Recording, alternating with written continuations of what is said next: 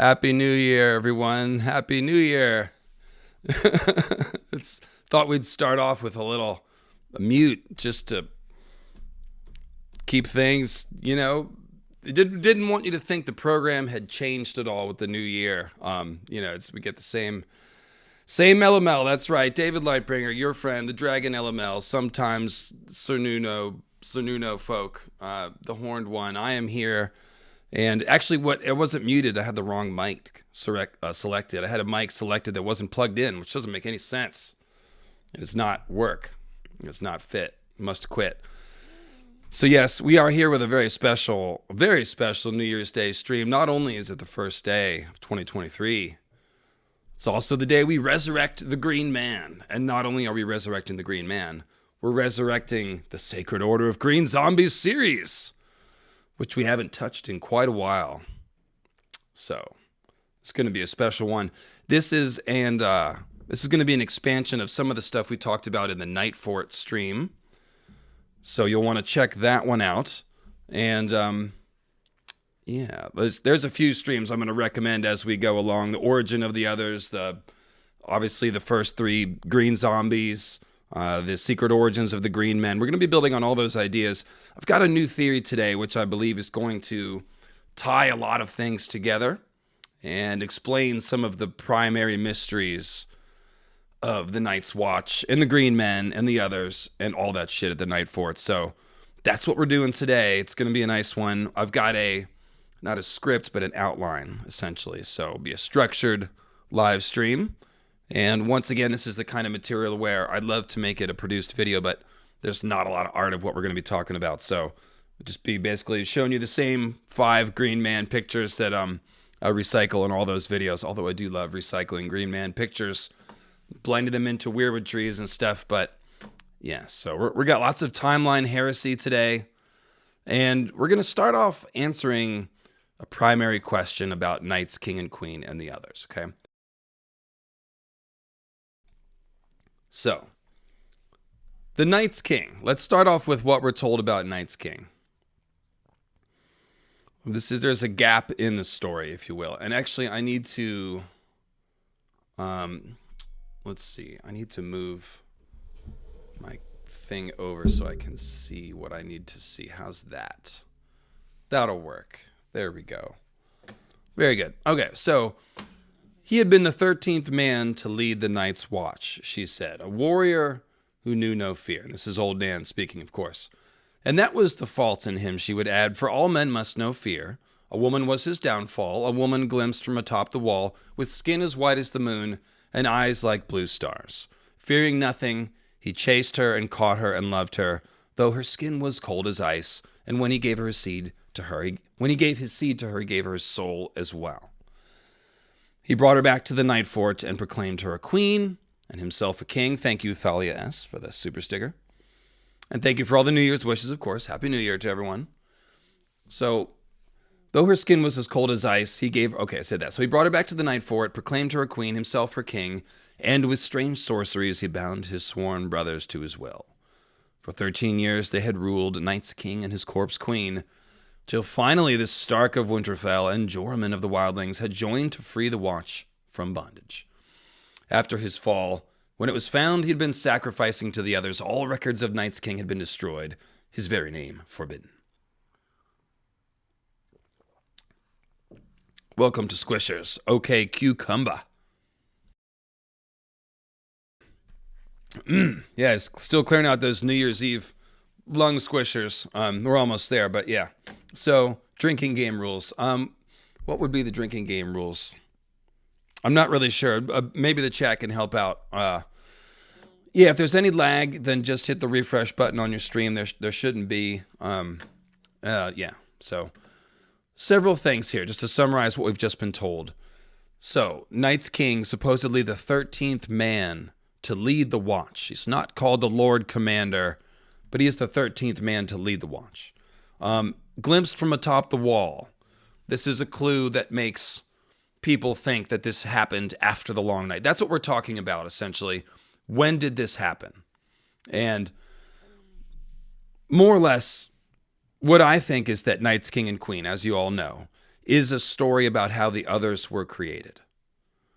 Night's Queen is really the best candidate for an original other creation. She's already an other-like being. And even though she's called Corpse Queen, it's important to remember that she's not really described as a corpse. The skin pale and beautiful, that's not what the whites look like. And the whites aren't anything that someone could conceivably fall in love with and proclaim their queen. The whites just try to kill anything that's alive. So that doesn't really fit. And a lot of people have figured this out. This isn't my brainwave here. But Night's Queen, we started calling her Night's Queen because of Night's King, but she's never called Night's Queen in the book. She's called the Corpse Queen, but it's probably the case that she is not herself a corpse, but the queen of corpses. Because, of course, the others raise the dead. And she is the first other-like being, potentially. So she would potentially be raising the dead. That would make her the queen of corpses. Now, the thing about this timeline, like I said, the fact that Night's King is named the 13th man to lead the watch makes a lot of people think, well, the Night's Watch was established during the Long Night. So 13 Lord Commanders later, 150 years after the Long Night. So it's this weird story about a Lord Commander shortly after the Long Night backsliding into worshiping the others or something like that. That's kind of how it's presented. And of course it says glimpsed from atop the wall. So it sounds like the wall's already built. The watch is already formed. And then Night's King does this thing, right? Here's the thing. There are several things, actually. I've got a whole outline full of things. Not only is Night's Queen already this sorceress woman. In fact, she sounds a lot like Melisandre, just using ice instead of fire. And I've got a whole essay about that based on Durin Durandon's discoveries.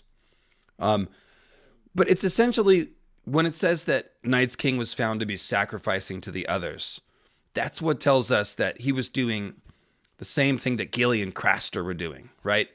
Craster is sacrificing to the others. What does that mean? He's giving his male babies to the others. The others presumably use those babies to create more others. There's some sort of magical in-between. Maybe they kill the baby and harvest the life force. Maybe the baby is frozen and aged up. We don't know. Maybe the White Walker's icy stomach opens and just eats the baby. We don't know. It's a bit of a mystery. But somehow these babies are creating others. And in fact, Craster's wives, the older ones, refer to the others as Craster's sons and the brothers of Gilly's monster. So that kind of clinches the picture. The others are, in some sense, Craster's sons. Craster's sons are made into others. So when we hear that Night's King and Queen, and I know some of this is review, but this is essential. We haven't touched green zombies in a long time. So I'm going to give you a quick review of this whole thing so I can essentially put all this together and have, don't worry, if you're just coming in, we are just starting, Rah. You're all good. We are just starting. I'm still just clearing my throat here, really. I've only done one mute. We're just getting started. So it's the Night's King and Night's Queen. It's just like Craster and Gilly, except Gilly is, of course, a normal human woman from all intents and appearances. I mean, Sam's checked. She seems pretty normal. No frozen wombs, nothing like that, right? I don't think a fat pink mask could handle a frozen womb, but I digress. The difference is that Gilly is not Night's Queen. Night's Queen is some sort of icy, magical woman. Gilly is a normal woman. So, whereas Gilly's human babies, Gilly and Craster and any of the male children of any of his wives, I'm just saying Gilly and Craster, but really it's any of Craster's wives, their baby is a normal human. So it's given to the others, and they do something with it, right? But Night's Queen is already an other or something. She's an icy, magical woman of some variety. So her children, not going to be normal humans. They're already going to be magical beings. In fact, if you look at the comparison between Melisandre and the Night's Queen, there's a big clue here. Melisandre takes the seed and soul of Stannis, just as Night's Queen takes the seed and soul of Night's King. And of course, Stannis and Night's King have so many parallels, including Stannis taking the Nightfort as his seat. All right. It's a great on-topic clue there. And I see Michael James with a Happy New Year super sticker. Thank you, Michael James.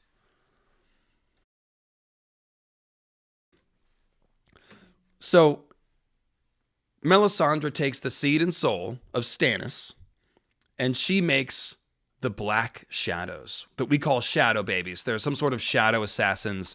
They're shadow clones of Stannis. They're sort of insubstantial, but solid enough to kill Renly when they need to. So it's kind of a smoke being that can make itself solid. We don't know where it goes, where it went when it was done.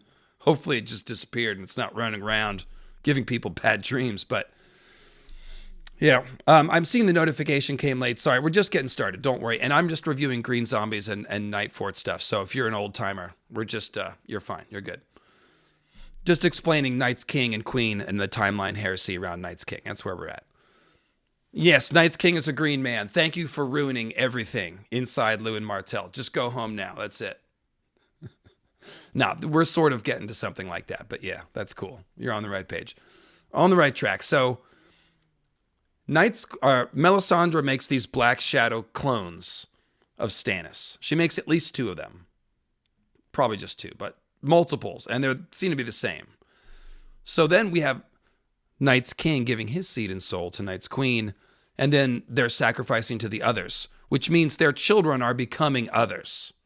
But since Night's Queen is already magical, she's probably not giving birth to babies. She's probably giving birth to shadow babies, but they're white shadows instead of the black shadows. And somehow those white shadows, like I said, they've got a more permanent state than the black shadows. But it's similar. The others can turn into mist, and then they can turn solid. They don't break the snow when they walk. So they are partially insubstantial shadow beings. And of course, the others are called white shadows a million times, right? So it's a pretty strong parallel. To me, it seems likely that Night's Queen is birthing full-born others. But who knows? Maybe it's a frozen baby that grows up. Maybe it's a frozen baby that they then have to sacrifice, and that spirit emerges from the baby, and that's the white shadow spirit. And there's also a weirwood involvement, which we're going to get to. But that's essentially the working theory that we have for Night's Queen as far as her being the progenitor of the others. But this is problematic because of the timeline. So here's the mystery that we're going to solve today, right?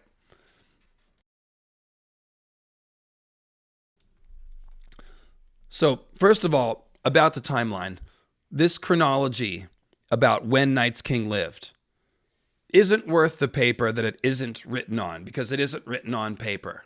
And it was 5, 8,000, 10,000 years ago.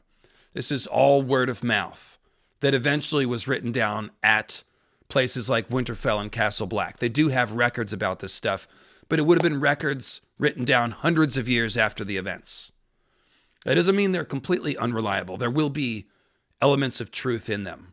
But we know that when history becomes myth, certain things happen. The symbolic elements of the story might be emphasized. Things might be generalized. Certain details will be lost altogether. So when we're trying to pin down when this happened, we can't be too sure of anything. That's the first thing. But let's try to figure out what we can figure out, right?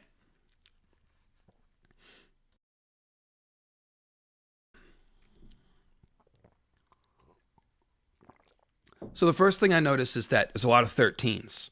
13 is, of course, a very mystical number. And we notice Night's King is the 13th man to lead the watch. And he ruled for 13 years. Also, the last hero had a group of 12. So last hero plus 12 is 13. So are all these numbers literal? Or is this like sort of a symbolic synergy that the story has evolved over time? Potentially having to do with the zodiac, the 12 seasons. So, could be. It could be that 13 commanders died during the Long Night, So even if the Night's Watch was formed at the beginning of the Long Night, we might have gone through many men to lead the watch before we get to 13. So you could still have Night's King living during the Long Night, but that's not really what I think is the key. I think the key idea is that the Night's Watch was probably formed from a previous fighting force. And it kind of makes sense. Like, if you were trying to create a crack team of fighters to go win the war for the dawn against the others, you'd want the greatest fighters you could find. And it's likely that that would be a group of soldiers that had already fought together, a group of people or potentially magicians, since this is more of a magical kind of battle, right? Hang on a second, guys. Give me like 30 seconds and I'll be right back.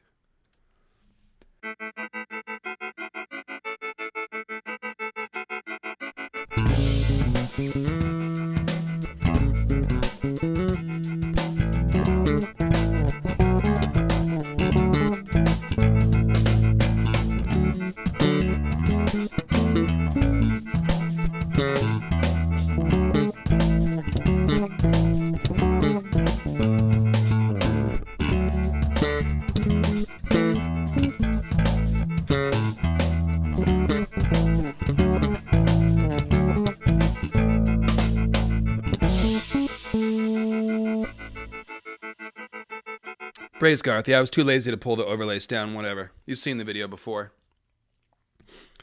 Garth was crashing our Reading Rhaegar video. That's totally fine. You know, they sometimes share the couch over here. It's a big couch. Rhaegar does tend to man spread. I will say that. You know, gets his book, gets his feet up. I've got Reading Rhaegar footage coming for you. Reading Rhaegar fancies himself a pitch man. So when we do start doing ads on the channel, which we will do eventually, well-chosen ads that are products that I use and believe in, it's very likely that Reading Rhaegar will be our pitch man. But thank you, Michael Doyle and Thalia S. Was there one that I just missed? And Michael James got that one. All right. Oh, come back, Fuzzy Timeline. So the big thing here was one of the biggest ideas, because a lot of people besides me also think Knights, Queen, and King lived during the Long Night. I mean, these are the most powerful people we've ever heard of at the Wall. Sorceress and a Night's King. Also, Night's King bound his brothers to his will with strange sorceries. So Night's King is some kind of wizard too. He either was already, or perhaps gained magical power when he did something with Night's Queen and gave her his seed and soul. He probably started to transform, use magic himself. So Night's King, he's either using, what magic is he using to bind his brothers? It's either weirwood magic or some sort of ice magic akin to what Night's Queen is using. It's one of those two. It's not fire magic. It's not Merling squisher magic or something. It's probably weirwood magic, because again, the Nightfort's got the big weirwood, or ice magic is the most likely thing. But he's using sorcery, she's using sorcery. And when it says he ruled for 13 years, well, isn't that kind of a good length for the Long Night, about 13 years? If it was any longer than 13 years, nobody would have survived anyway. Everyone would have starved. You run out of like cave mushrooms and other corpses to eat after a while. You know what I'm saying? So 13 years, you've got these two ice wizards at Night's King, or at the Nightfort, creating White Walkers. You see how the picture comes together here. This sounds like the origin of the Long Night. A couple of wizards sitting around at the Nightfort, creating White Walkers for 13 years. The night was his to rule. He was a man by the light of day, but the night was his to rule. Is he a werewolf? Like when the sun goes down, does he like get more magical? Or did he perhaps become magical and powerful during the Long Night, which was his to rule? Night's King. King of the Long Night. All right. So not a crazy idea. Many people have had it just like me. But again, the chronology here is like, well, we got to figure out how this reshuffles to make sense, right? So either 13 commanders died before, but I think the key idea is that the Night's Watch was made of a previous fighting force, and that the 13th man to lead that fighting force was living at the beginning of the Long Night, because that's when Night's King and Queen need to be around, is at the beginning of the Long Night when the others are invading. So Gerald Garcia says, if Azor Ahai is the Night's King, could Night's Queen be Nissa Nissa? Yes. Resurrected? Yes. Sounds like an undead dragon person. Yep. Very much could be. And remember, my theory about Azor Ahai being Night's King essentially is that Azor Ahai comes to the Nightfort as a fire person. Then he undergoes a transformation under the guidance of this ice wizard, and all of his fire magic essentially flips. So his children are like frozen fire. The White Walkers, they're like frozen Valerians, kind of. They look that way. So that's a little off the beaten path. I'm not going to talk too much about the Azor Ahai end of things, but those of you who know that part of the theory, that's basically how that fits. Remember, I always say Azor Ahai invades the Weirwood Net, then he dies and transforms, right? So him entering the Weirwood Net is his death. To the extent that he comes out or is reborn, that's when he's Night's King, in my opinion. But I don't want to confuse everyone, so let me table the Azor Ahai talk a little bit for now. I'll see if I come back near the end. So, yes, a Night's King is supposedly a Stark, absolutely, as was the man who brought him down. We're told the man who brought down Night's King is Brandon the Breaker Stark. So, if Night's King and Queen are the big bads of the Long Night, like I think, then that means Brandon the Breaker Stark would be the last hero, right? Or maybe somebody who helped the last hero, perhaps. Because remember, Brandon the Breaker Stark teamed with somebody named Joramun of the Wildlings, so there was a team up happening there. Are Snarks and Starks related? Absolutely. Snarks are just, that was the original name for bastard Starks. So he should be Jon Snark. Also, I do think, I'll just throw this out, when it says Night's King saw Night's Queen from atop the wall and chased her and loved her, I think it's possible that Night's King saw Night's Queen actually in the Weirwood Net and chased her there, and that's where they spirit coupled. Night's Queen may only live inside the Weirwood Net, and her shadow babies could be coming out of the Weirwoods, because the White Walkers are part Weirwood spirit, which is what we're going to explain today as well. So that is another possibility, that Night's King and Queen, they existed more inside the Weirwood Net than outside of it. But it doesn't really, it's a nice possibility for the theory, but it doesn't really change the rest of it. So you can consider that as a possibility alongside everything. So that's what we got. Potentially Night's King and Queen were the progenitors of the others, but it means that something is a little wrong with the story. So let's go with this idea that the Night's Watch was formed out of a previous group. And that is what we're going to explain today. I know who that group is. That's what I'm going to tell you about. And knowing that makes a lot of sense. It ties in a lot of things together. So starting with the Night's Watch, the Green Zombies theory, quickly summarized. And this is pretty easy to do by now. I bet you a lot of the people in the chat could summarize this theory.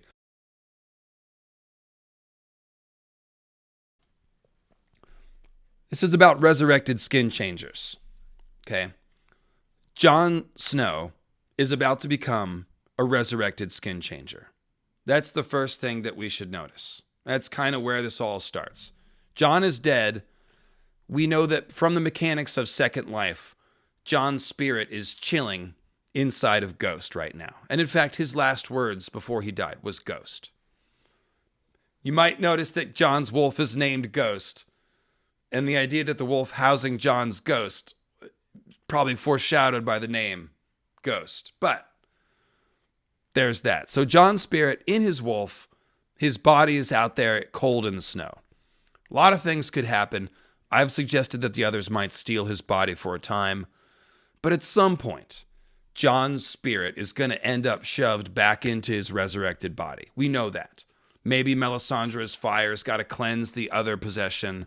Maybe Bran's Weirwood magic will be involved somehow, okay?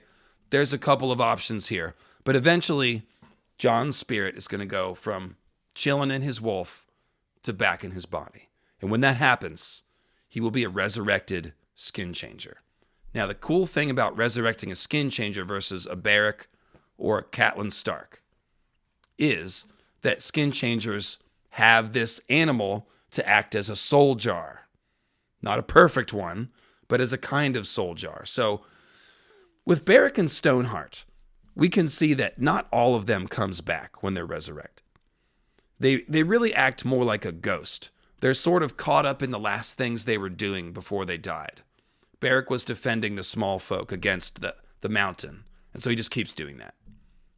Catelyn was caught up in revenge against the Freys. She was murdered at the Red Wedding. So what is she trying to do? Murder Freys.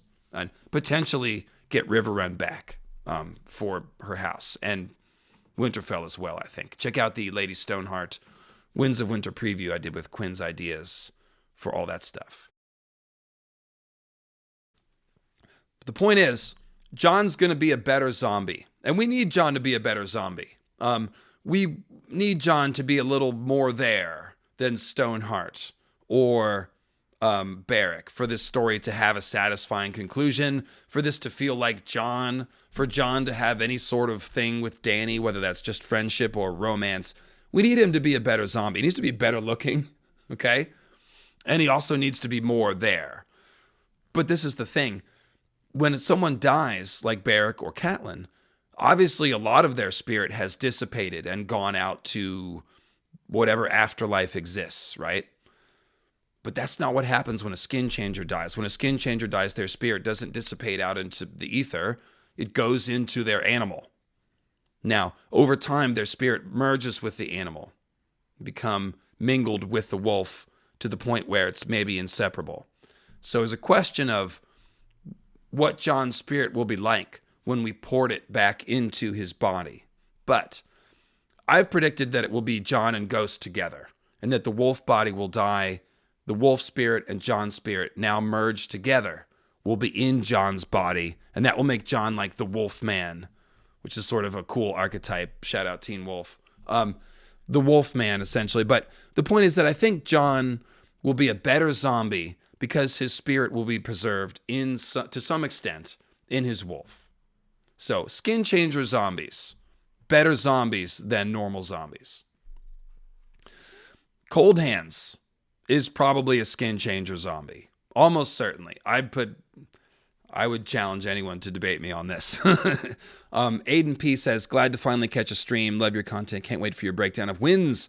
So I realized all of the things that flew over my head. Oh, when Winds of Winter comes out, I'll be live streaming like maybe every other day or something until we get through every chapter of the book. It'll be like read a chapter, do a live stream, read a chapter, do a live stream. Yeah, it's going to be nuts. Hold all my calls. And I do, by the way, people ask me all the time, I'm continue to be very optimistic. I like the fact that George has changed from not telling us anything about his progress and just making these occasional predictions about when he'll finish that are always wrong. Now instead of making predictions, he's telling us, I'm 75% done. I have 1,100 pages done. I probably have 500 pages to go. I've finished a couple of characters. This helps us understand where he's at. So he's made a lot of progress, still has some to go. But the main thing is that about a year and a half ago, you could really see the change in George's spirits. He went from every update about Wind sounding very depressed and angry and bitter to like, oh yeah, I've done this, I've done that, it's moving along. So you can tie that to the ending of Game of Thrones and the success of House of the Dragon if you want to, or whatever. But definitely, I'm optimistic about getting Winds and Dream of Spring and getting a finished story. Yes, just because people ask me all the time. Yes. Brennan with the super chat says, after Jon gets resurrected and probably takes Ghost with him, he will no longer have a warg. Do you think he will warg up with a dragon and we will get an in-depth look at how intelligent the dragons are? It's possible. I think that Jon, in order to warg into the dragon, that would be after he had some sort of fire magic introduced.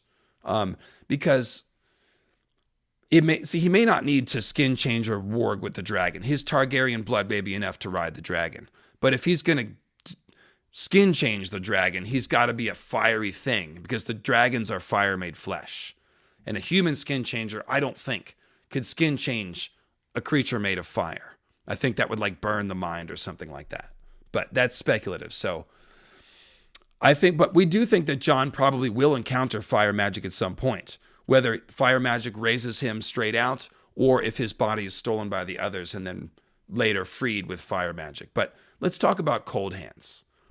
So Jon is going to be a resurrected skin changer at some point. I do think Jon will still be able to use that skin changer magic, even if Ghost isn't around. He should be able to skin change other animals. And you're welcome for my optimism. Absolutely. Let's drink some Hennessy on that.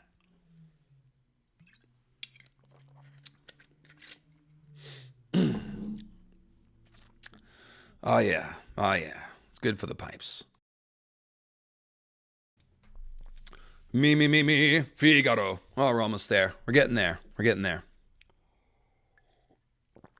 The usual arc is about half hour into the stream, I start to talk my way into my voice being warmed up, and then about an hour after that, it starts to crash again. So I'm working on that, by the way, guys. I am trying to might try some new strategies with vocal care, smoking a little less, etc., this year, trying to take care of my voice better. Thanks for all of you who leave concerned notes.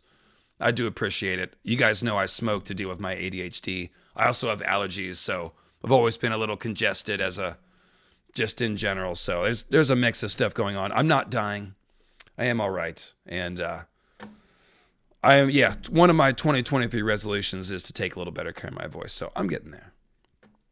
Also, I had the con crud from the last con a few weeks ago, so I've been extra congested the last few weeks, but it's coming around. Bud Raven says, please check out Alchemical Embers. Michael Mayer's 1617 text. Atalanta Fugians. Oh, I've heard of that. Emblem 24 of the Secrets of Nature shows a wolf eating the king, being burned, restored him to life again, fire white. Oh, that's very interesting. And we're going to talk about the King of Winter, too, because a lot of this really mirrors the King of Winter folklore that George is clearly drawn from. So, yeah, shout out to OK Computer. Great album by Radiohead. Yeah, shout out to Radiohead. OK Cucumber says he used to be pessimistic, or they, I should say, about Winds of Winter before coming here. So thank you for changing my outlook. You're quite welcome. I'm a fountain. I'm a little ray of dark sunshine over here. Tall, dark ray of sunshine, I think I said the other day. So here we go. Cold hands, speaking of raspy voice. Probably a resurrected skin changer, guys. He's obviously resurrected. His body is cold, like an ice white, but he's obviously not possessed by the others. So he's either possessed by Blood Raven, some people think that, I do not, or he's in possession of himself. To me, he's a lot like Beric. Some fragment of Beric's shadow, or ghost, has been shadow bound to his corpse. And I do think that shadow binding is resurrecting. I think that shadow binding is an entire practice that encompasses the shadow babies as well as these Relorist resurrections, because they both are shadow binding. With the shadow baby birth, Melisandre is peeling off Stannis' shadow, binding it to a purpose and a form, and then sending it out. So that's definitely shadow binding. And Beric's resurrection is also a shadow binding, because like I said, Beric is just a remnant. He's really like a ghost that's been attached back to his body. His body doesn't have physical processes. It's not alive. It's a corpse being piloted by a ghost. Okay? That's what Cold Hands is too. It's a corpse, but there's some awareness piloting it. But he's like, when he looks at his hands, it's like he had seen them for the first time. And he's like, oh yeah, when you die, the blood runs into the extremities and your hands turn black. Like, he's kind of not all there, right? He's obviously undead. It's weird, right? So the thing is, he rides an elk, and that's not something you can do without magic. The elk is living. It's not a zombie elk. It's a live elk. And we know that living animals are repulsed by the smell of the ice whites. So somehow this elk isn't afraid of Cold Hands' corpse smell. Lets Cold Hands ride on him. It's a great elk. Let me break out my great elk pictures. I always do this. These things are real. They're 10 foot tall at the shoulder, and their antlers are 10 feet across. And if you could, they're big enough to ride if you could get one to let you ride it, but you can't. So here's one image. Megaloceros giganticus, the Irish elk. So you can see a 6 foot person next to the elk. Okay? You can see the size here. That's a monster. Okay, that's a monster. That's what Cold Hands is riding. And I'll give you a couple more pictures here. This is one from a museum. So this is a recreation. I don't know if that could be stuffed. I think they died out a while ago. So that's probably just a recreation. I apologize for not knowing. Oh, it's probably too tall. Let me make it lower. There you go. But that's the right size. So you can see this is a woman and like a 10-year-old child or something. So that woman, that's about Gilly's size. So you can see this elk could carry like a couple of people. Okay. So you can't ride an animal like that without magic. That's kind of what I'm saying here. So Cold Hands, he's definitely using magic to ride this elk. Not only that, he also communicates with ravens. Oh, I've got one more good one. Oh, no, I got a couple good ones here. Let's keep going with the Irish elk. I love the Irish elk. This is the coolest thing. Because you read it, it's a fantasy book. You're like, oh, the giant elk, whatever. But then you look this thing up and you're like, what the So this is the skeleton. Look at those antlers. They're not even antlers. They're like dragon wings that made of horn. I mean, they're crazy looking. Here's another really good one of the antlers. Oh yeah, this is a great picture. I think this guy dug some up in his yard or something. So those are the antlers of an Irish elk. And look how big and heavy those are. Okay. So imagine the neck, imagine the strength of the neck. And you can see it in this recreation. Look at that neck. Look how thick it is.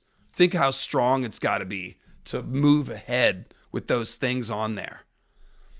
This is a beast. This is the most beastly elk that ever lived.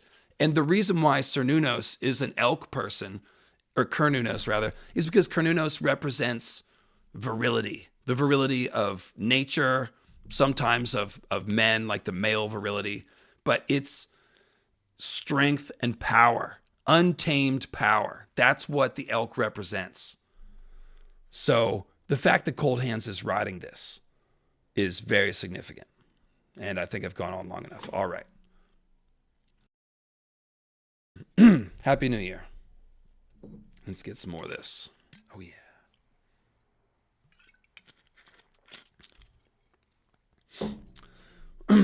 Now, like I said, Cold Hands also has an army of ravens. They perch on the elk's antlers. They follow him. When he attacks the mutineers at Crasters or in the woods near Crasters, the ravens help him attack. So Cold Hands and the ravens move as one. They whisper to him and talk to him. This is all skin changer behavior. Cold Hands also speaks the old tongue to the elk when it dies, which suggests that he's very old. And of course, the children of the forest say that the others killed him long ago. We don't know how long ago, but to the children of the forest who live for hundreds and thousands of years, long ago could be the long night. So Cold Hands could be one of the last heroes' party. He could be an original Night's Watchman. Absolutely. Okay, we're going to do another musical break. 1 second, guys. I'll be right back. It was New Year's Eve last night. Cut me some slack.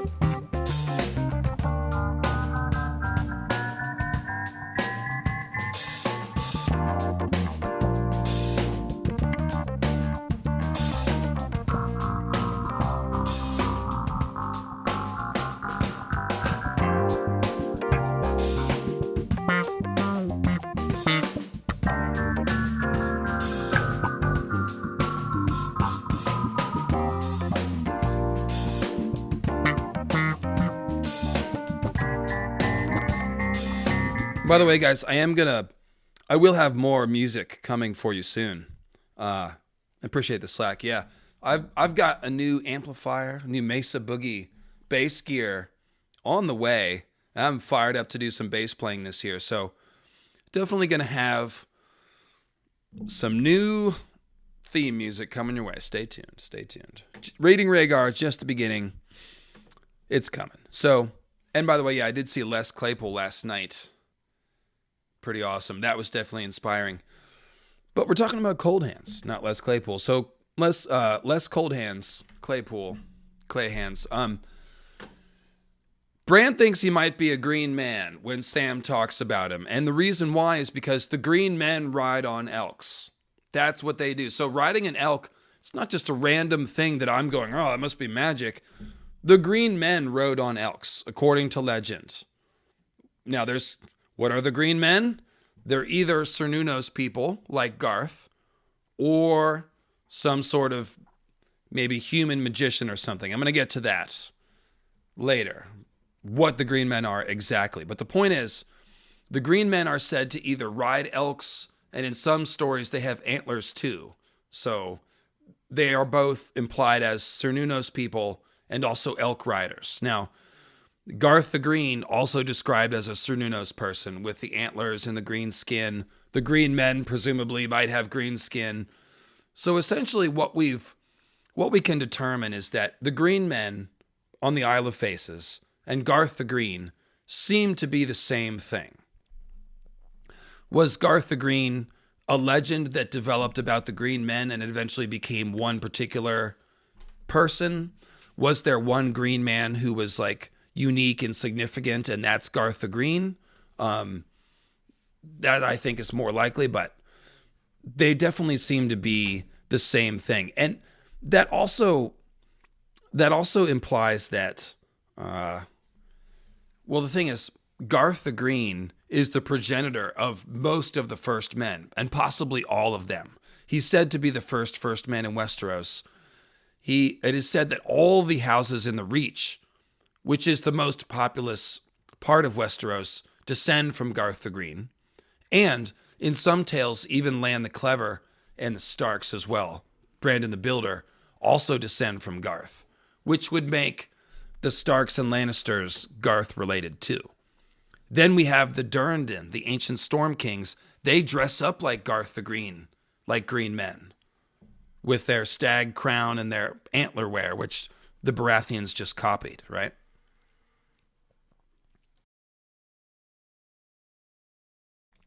So, and then there's also an ancient legend of somebody called the Green King of the God's Eye, which is simply a legend that implies sometimes green men were seen as kings, or maybe kings dressed up like green men to portray themselves as powerful, one or the other. We know the Durrandon did just that. They dressed up like green men and they were kings. So that's just some of the background. So when Bran hears about Cold Hands riding an elk from Sam at the Nightfort, first thing he says, was he green? Did he have antlers? Okay. And when we go to the Nightfort, there's a lot more clues about green men, other than Bran just saying, is Cold Hands a green man? He says, there's this whole thing about the leaves and the dead trees, right? The green seers speak through the rustling of the weirwood leaves. Shout out to my tree face here. When, you remember when Theon's in the Godswood, he hears his name in the rustling of the leaves. And Osha says that the rustling of the leaves is also the communication of the old gods.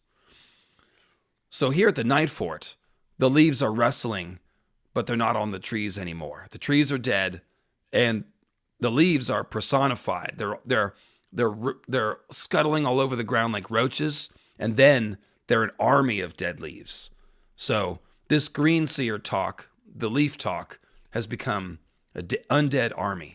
And then they got the 79 Sentinels. And as we discussed a couple weeks ago, the 79 Sentinels are implied as, they're full of symbolism, but they're basically dead tree people. First of all, sentinel trees are trees that George talks about all the time. And a sentinel is a watchman. So a sentinel tree is a watcher tree.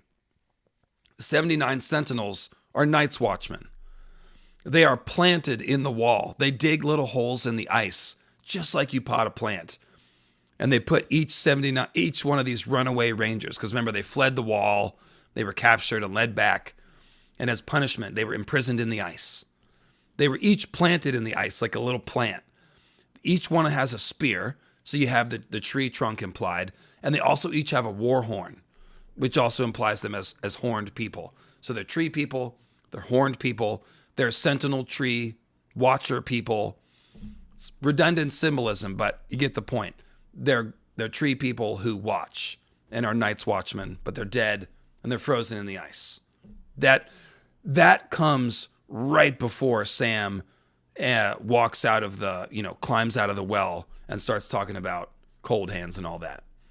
And in fact, Bran even thinks when he hears Sam coming up, he's like, oh, is that the 79 Sentinels? Are they coming? No, they're frozen in the ice. Couldn't be them. So and there's more. You can go back and check out the Nightfort stream or some of the Bran stuff from the Weirwood Compendium. I think it's 2 and 3. I talked about all this stuff at the Nightfort. But basically, there's tons of symbolic clues about dead green seers, dead Night's Watchmen, green men, surrounding this conversation about cold hands and the green men.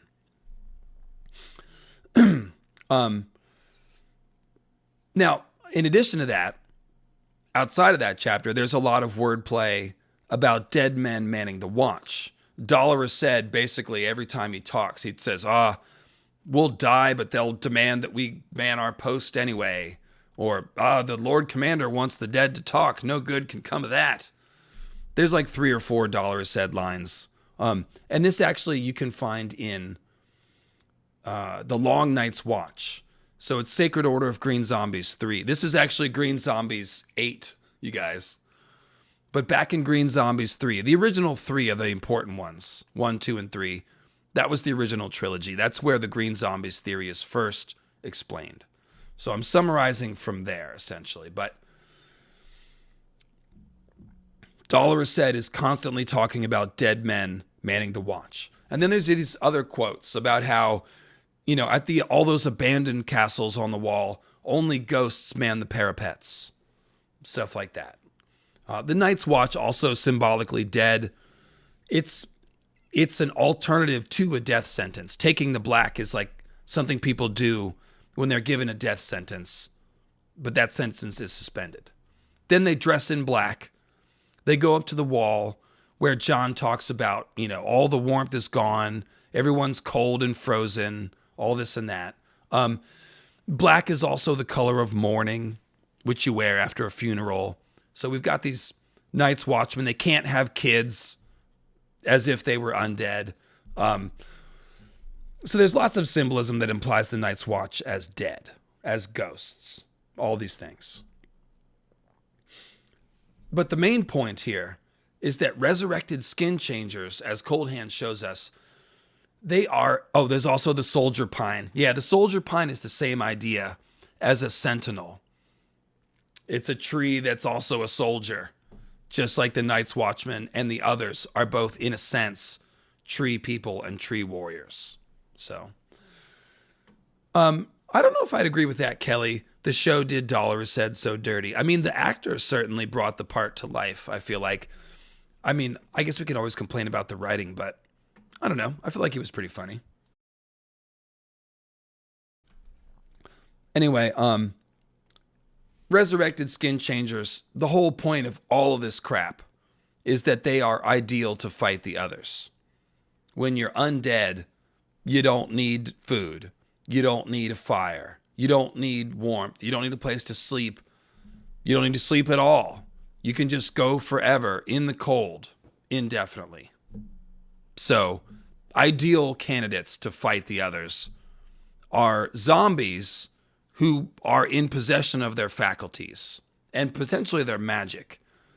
Because again, Cold Hands, even though he's dead, is still using magic, in my opinion, to control the elk, to talk to the ravens. So it seems that his skin changer skills that he possessed in life have carried over into his zombiehood, and he still can do skin changer shit.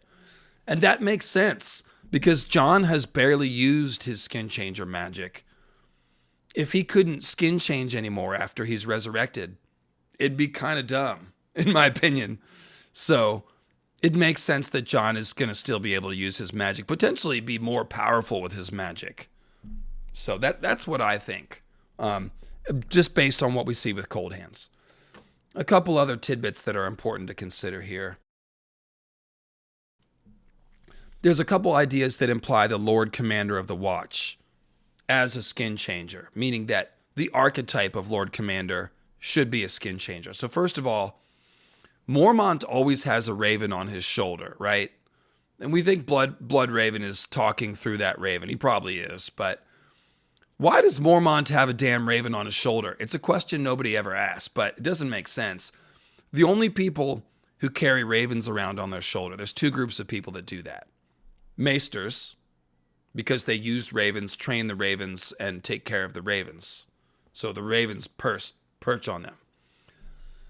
But Mormont's not a maester. They have a maester at Castle Black to send ravens, to send messages. Sam does it. Mormont doesn't do that. Okay? The other people that have ravens on their shoulder are skin changers. We see that in the cave. We see that with, again, Cold Hands. Ravens are perching on Bran in Blood Raven's cave. So if you skin change birds, then birds are going to perch on your shoulder. I mean, if you're friends with birds, they perch on your shoulder, by the way, in case you've watched this channel before.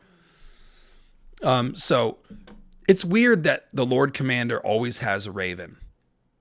Now, I think that's done to suggest that the ancient post of Lord Commander was filled by a skin changer, just as Jon is a skin changer, who is Lord Commander of the Watch.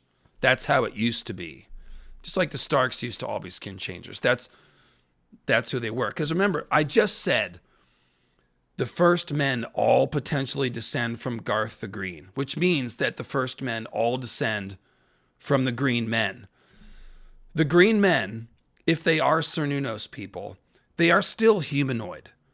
And we know that humans can interbreed with the children of the forest. So the children of the forest, even though they're weird and different, part animal, they're still humanoid. They can still breed with humans. So it's very likely that the Green Men, even if they do have green skin and antlers, can still mate with humans. And so the idea that all the first men have a little bit of Green Man blood in them is actually implied strongly by all the legends of Garth and the first men and everything else, like the Durrandon, the ties of the Starks to the south and the Lannisters to Garth the Green and all that. Even the Hightowers. Uthor Hightower marries Maris the Most Fair, who's a daughter of Garth. So everybody is descended from Garth, which means potentially all the first men have skin changer Green Men blood in them. And everyone's been thinking first men houses have skin changer blood from the children, but it's more likely to come from the Green Men. Because when humans, the one group of humans that we know intermarried with the children are the Crannog men.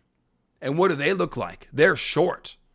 They're very short because they have children of the forest blood, and the children are like 3 feet tall. So these first men, these mighty warriors of the first men, they are far more likely to descend from the Green Men. And I did a whole stream called The First Men Are Green to talk about this, but that's what we're talking about. So the Lord Commander implied as a skin changer, the post, because of the raven on his shoulder, and because of the fact that Jon is a skin changer, and because of the fact that the last hero was probably a skin changer. He's a Stark with a dog fighting the others. Like, what do you think? It's probably a wolf. Okay? So none of this should be controversial. But then there's Patchface. And Patchface, as we know, is nuts. But he dresses up like a Cernunnos folk. He has the antlers. He's tattooed in green and red. He was originally a child who could do magic and sing before he had his weird drowning experience. And children who do magic and sing, of course, are children of the forest. So everything about Patchface's symbolism is children of the forest, green man, weird Santa Claus, okay?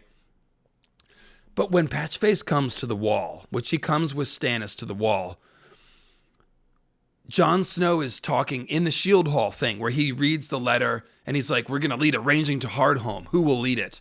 Patchface is like, I will lead it. I will lead us back into the sea and back out again. Okay? So Patchface is implying himself as a leader of the Watch.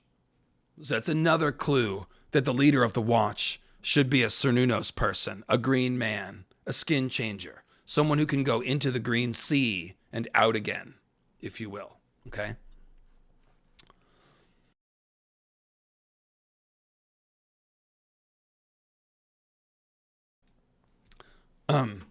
Darth Chan is saying, I'll be in LA next month. I actually live in Sacramento, not LA. I was just down there for the con. Although, who knows? Maybe I'll move to LA. It was one of my New Year's intentions, thinking about moving. Potentially to LA, career, all that stuff. Sacramento is just a little bit boring for me. Basically a 40-year-old kid, LA is the place for people like that. I've already done San Francisco, you know what I mean? Anyway, we're getting off track. Will Garth be praised this stream? I've always wanted to participate. We're 10 minutes. It's 4:20. We will praise Garth at 4:20 together. How about that?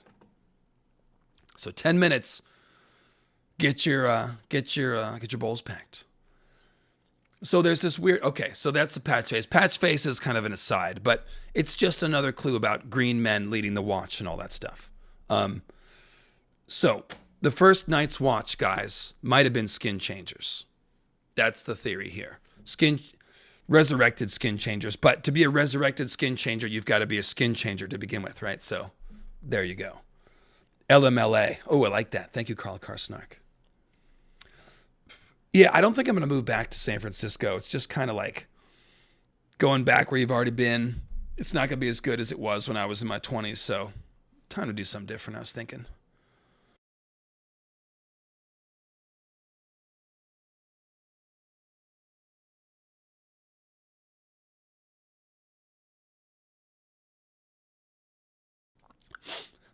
Brian, who's making a super chat with comments about Arya, there's an old podcast series called The Weirwood Goddess. It's maybe the best short confined work that I did back in the day when everything was an hour and a half long.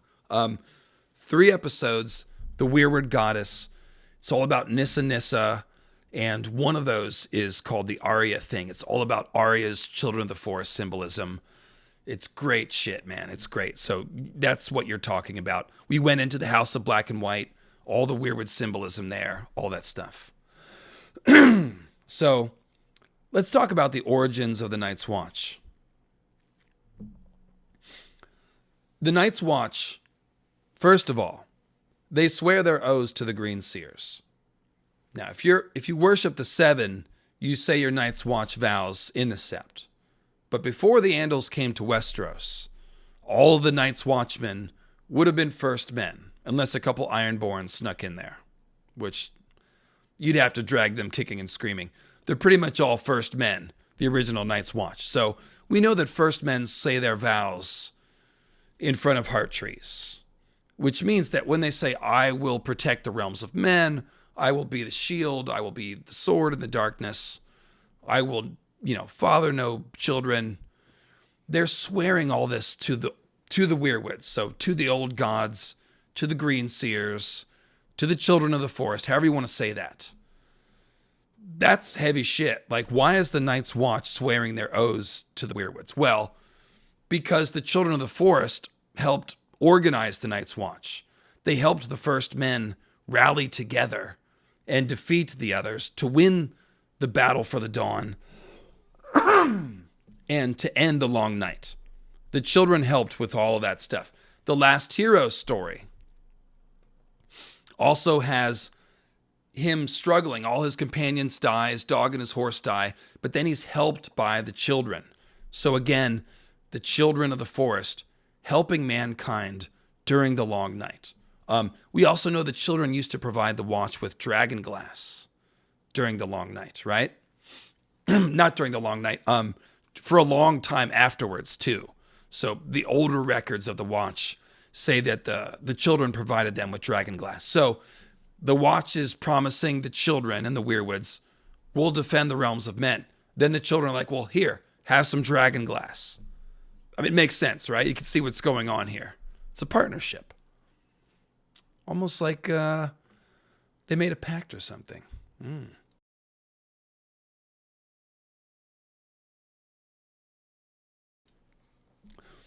So then at the Nightfort, of course, we've got the Black Gate. And the Black Gate is some sort of strange weirwood organism. But in order to pass, you have to swear, you basically have to recite the simplified version of the Night's Watch oaths. It's very stripped down. None of the stuff about children and holding no lands is there. It's just about, I am the sword in the darkness, a watcher on the walls, horn that wakes the sleepers, defends the realm of men. It's like six lines. It's the core function. And then the Black Gate will open and say, then pass.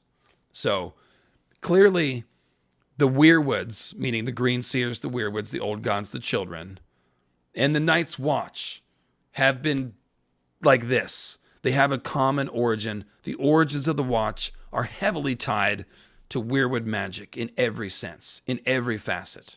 That's what I'm trying to show you.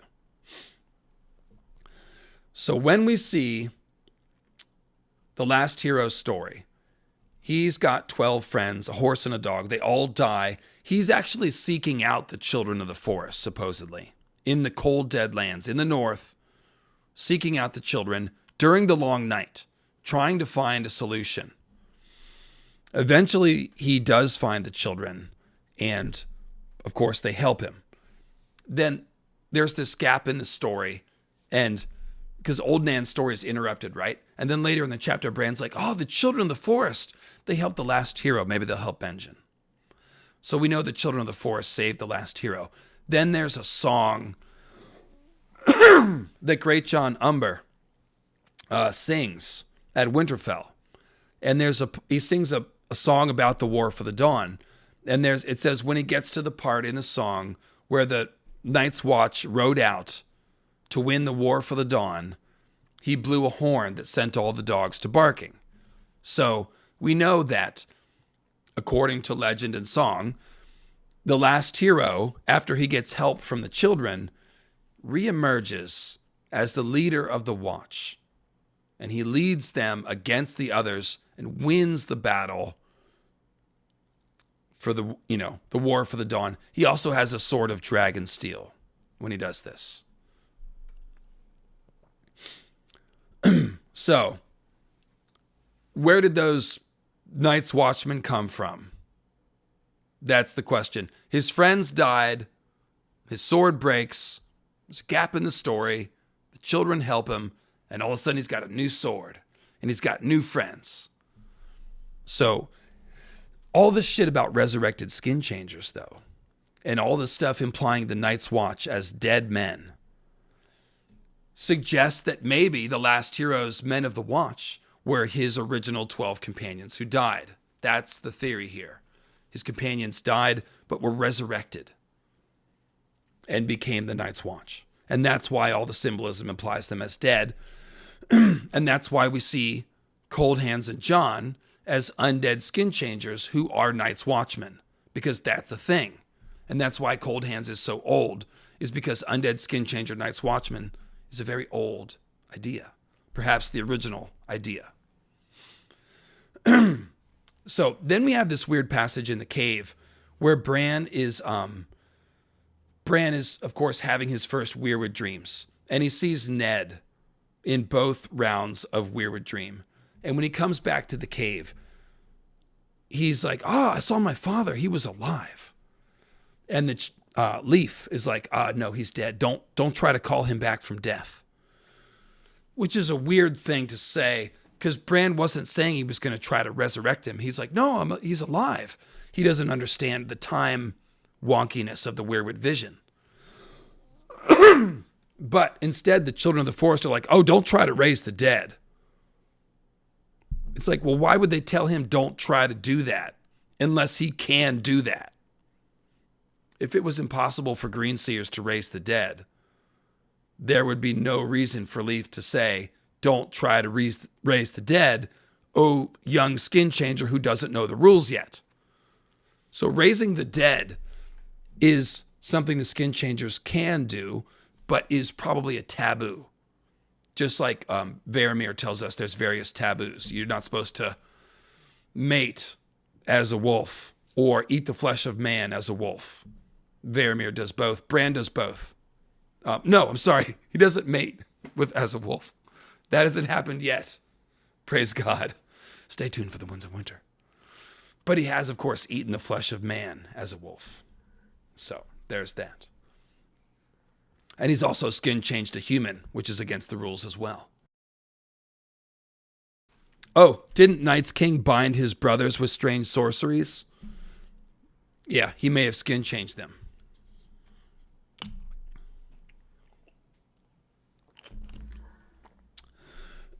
So the bottom, whoa, hang on. Whoa, that was bad.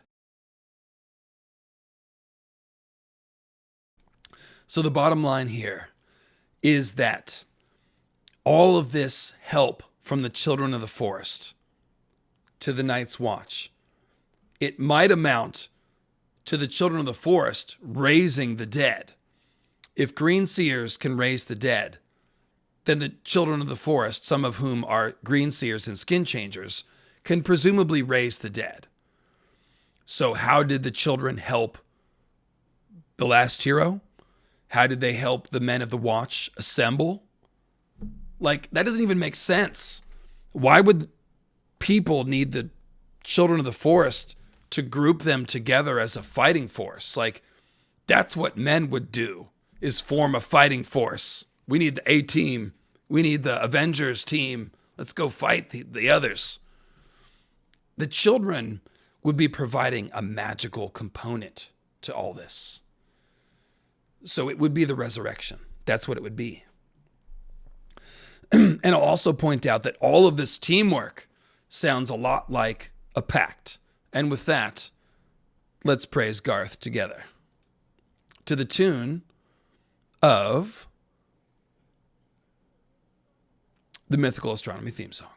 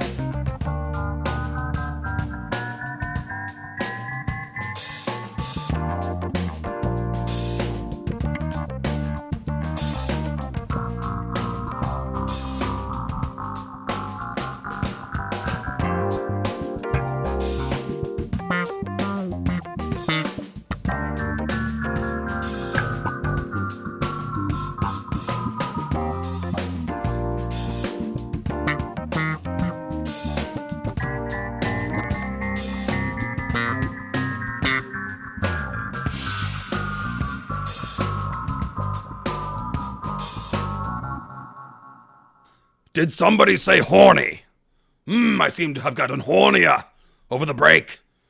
Gods, I was strong and horny in my youth. Yes. Robert Baratheon, known for his horniness and his horniness. It's a triple entendre, you see. Because he was horned by Cersei and wears horns and is horny also. Hey there, friends. We're back. Praise Garth. Seven Gale with a super chat. Great Empire of the Dawn Dragons brought me to the channel a few weeks ago. Oh yeah. Been binging your content since then, and your whole world has changed. You're welcome. Thanks for the Growing a Song of Ice and Fire community. Yes, my aggressive blocking of everyone that I don't like in the comments has curated this wonderful group of nice people. Turns out when you aggressively block people who, seem like kind of an asshole, then you're left with all the people who are nice. And that's what you find when you hang out here. So thank you, folks, for being nice and lovely. And thank you, jerks, for voicing your opinion so that I can banhammer you. It's a self-selecting tool. It's almost like, no, never mind. I was going to make a political analogy. Let's not do that. Anyway, the Pact. Let's talk about the Pact. It's time for more timeline heresy. And there's a longer stream about this, by the way. Timeline heresies, the Pact, and the Hammer of the Waters. This is my detailed timeline for all the Long Night events. I'm sort of summarizing here, but definitely check that one out. So the Pact. Supposedly the Pact took place on the Isle of Faces. It was a truce between the first men and the children of the forest who had been fighting. So what happened was the children dropped the Hammer of the Waters, supposedly, which broke the arm of Dorne. The first men were like, whoa, dude. We don't need to go breaking the continent. Let's work this out. And so they met on the Isle of Faces, the most powerful green seers of the children and the leaders of the first men, and they made the Pact. And after the Pact, the first men dropped their previous religions, whatever they were, and started worshiping the old gods of the weirwoods, which is pretty crazy. It says that every tree, every weirwood on the Isle of Faces was given a face, which is a crazy thing also. We've never seen one tree given a face. And giving a tree a face may very well involve blood magic from all the clues. So there was a giant tree facing ceremony here, which is nuts. And the Sacred Order of Green Zombies was formed to keep watch over the weirwoods on the Isle of Faces. That's the story of the Pact, all right? It's all kinds of stuff there. Now, first thing is the timing of this supposedly is well before the Long Night.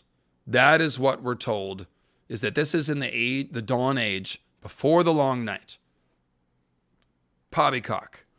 Hammer of the Waters is definitely a moon meteor. If moon meteors exist, which I hope we all believe that moon meteors might or probably have caused the Long Night, if we're here. If not, check out the Nightbringer series. It's a playlist, 5 videos. I guarantee you'll be sold by like video 2 of that series. Isn't that right, chat? And by the way, for those of you who found my channel through the Great Empire of the Dawn videos, which are a lot of you, go right to the Nightbringer series. That's the best follow-up from the Great Empire of the Dawn playlist. And the playlist tab of my YouTube page in general is what you want. All of my videos are organized by topic in the playlist. So I can't fit it all on the front page, but if you go to playlists, you can find anything. So the Hammer of the Waters, very obviously a moon meteor, okay? If moon meteors fell, the Hammer of the Waters is just what it would look like. Really, it's the only natural explanation for the Hammer of the Waters. Now, granted, we don't know what the magic of the children, what it can do. Can they cause an earthquake? Okay, this is the working, if the children caused it, the children, all of their magic is tied to the earth and the forest and the natural elements. So what they would have done is they would have been able to cause an earthquake, which would have caused the arm of Dorne to collapse, the land to subside. Okay.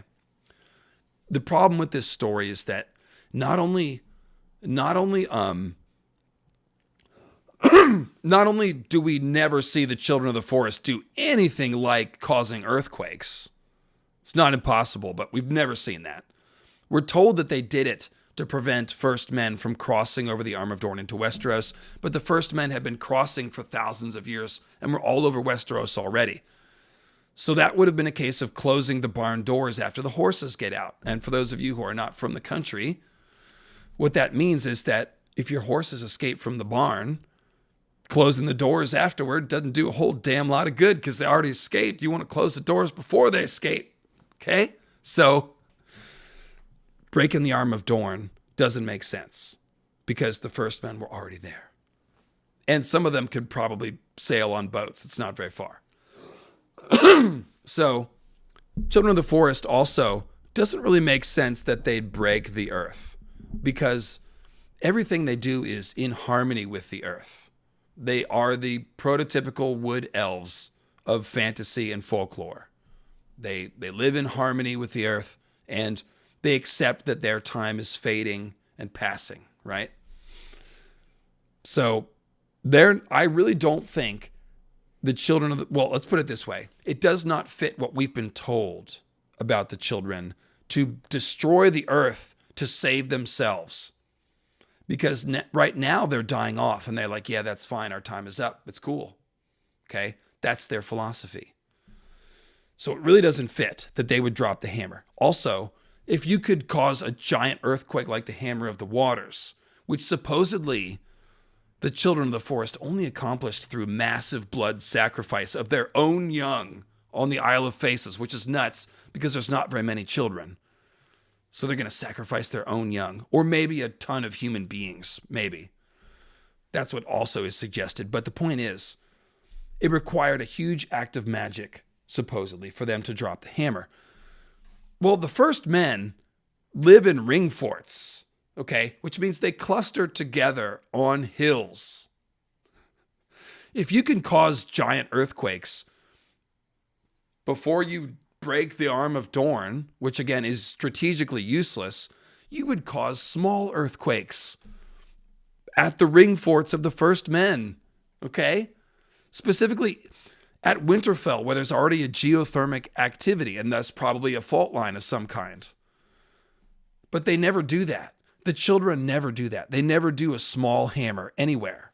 It's just the Hammer of the Waters. Comes out of nowhere.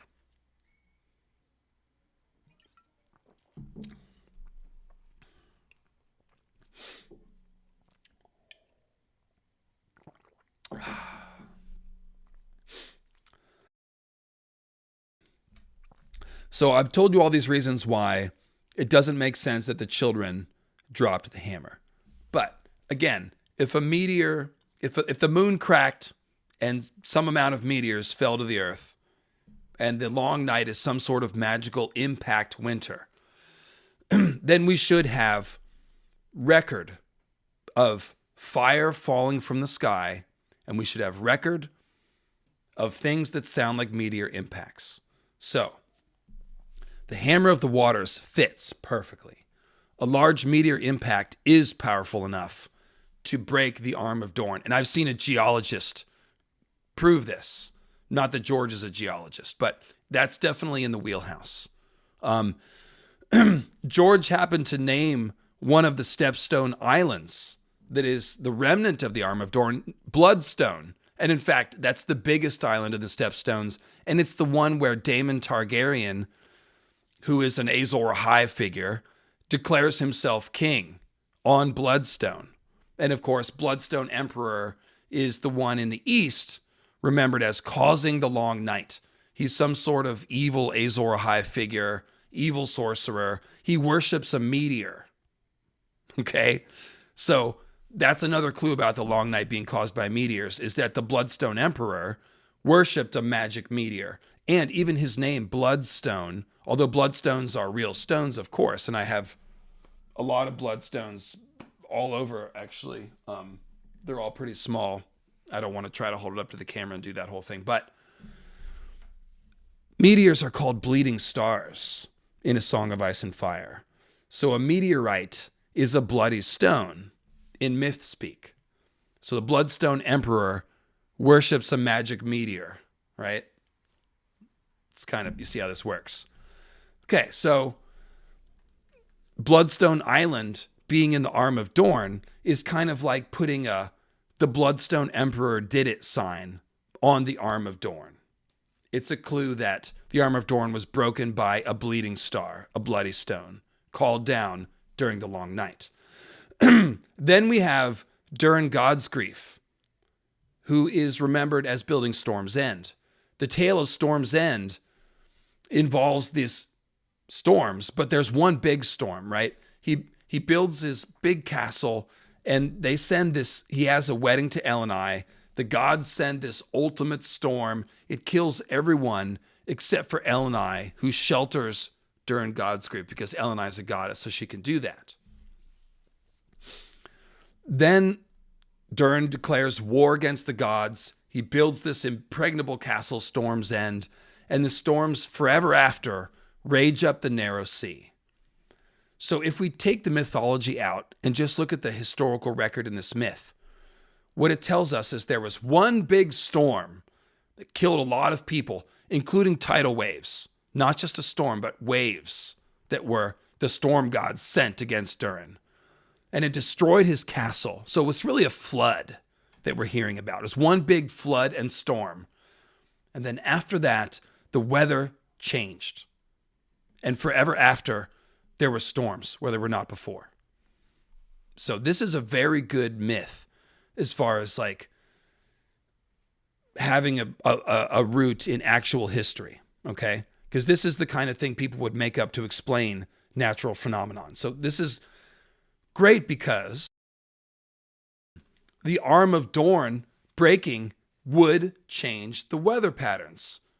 Before the arm of Dorn was broken, the narrow sea is part of the shivering sea. It does not connect to the warm summer sea. You got this very cold sea, this isthmus of land, isthmus, and then the warm summer sea. So when you break the arm of Dorn, you're changing the ocean patterns of the entire planet. You're letting the cold, shivering sea mingle with the summer sea. Everything changes. The Merlings, who were locked to the north, and the Squishers to the south, began to fight a civil war under the waves.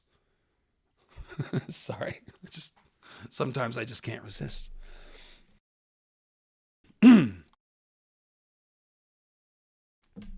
Setting aside the Squisher civil war, this would change the weather patterns. So it fits the myth of Durin God's Grief, where there's one cataclysmic flood, which is the breaking, because when the arm of Dorn breaks, it's going to cause a giant tsunami that would wash all up the narrow sea. Storm's End would take the brunt of it because of its location. Yeah, you guys are liking this. Some of you guys haven't heard this. This is good shit, isn't it? So the arm of Dorn breaking, not only would it change the weather patterns, and so essentially what we have is the Durin God's Grief story confirming that the breaking of the arm of Dorn was in fact a traumatic event, because the Maesters speculate that there was no breaking and that the sea level just gradually rose. Well, no, that's wrong. There was a cataclysmic event that changed the weather. So it also, theoretically, it could be this change in the ocean currents that helped cause the long night, not just the smoke and debris from the meteor impact, which would have blocked out the sun and cooled down the planet. Changing the ocean currents would make some parts of the world colder, potentially, and some warmer, which is one of the things they're worried about. Like England is at the same latitude as Canada, but it's much warmer because of this Atlantic current. So one of the things people are worried about is that if global warming hits this breaking point, that Atlantic current will collapse and Europe will become Canada, which is bad news for Europe. So hang on a second, guys.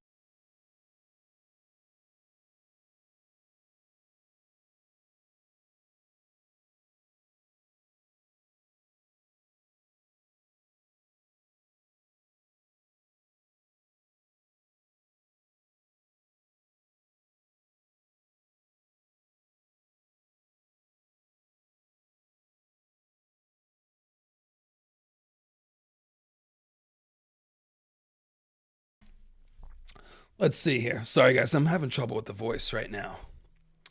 Yeah, I totally am.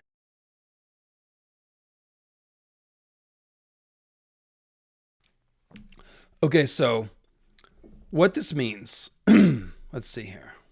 Where are we? I definitely digressed a little bit there. Sorry about that. Let's see. Okay. Yeah, so give me, guys, I need like 30, I need 30 seconds. I'll be right back. I actually need to hit the restroom too. So one second here.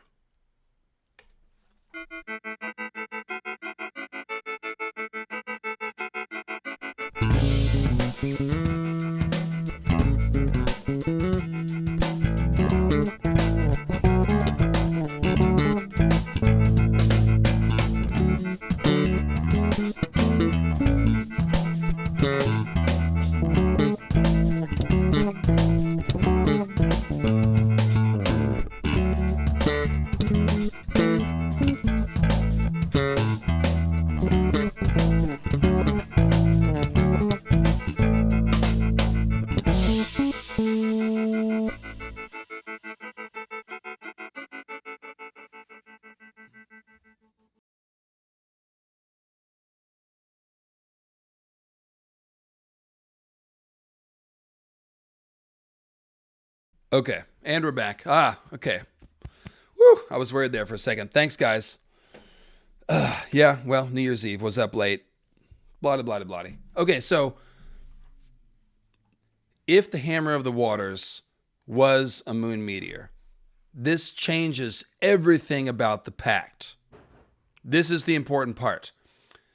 If the Hammer of the Waters legend is a story about the Long Night Cataclysm, that means the pact between the humans and the children of the forest, which supposedly comes right after the hammer, is actually happening during the long night.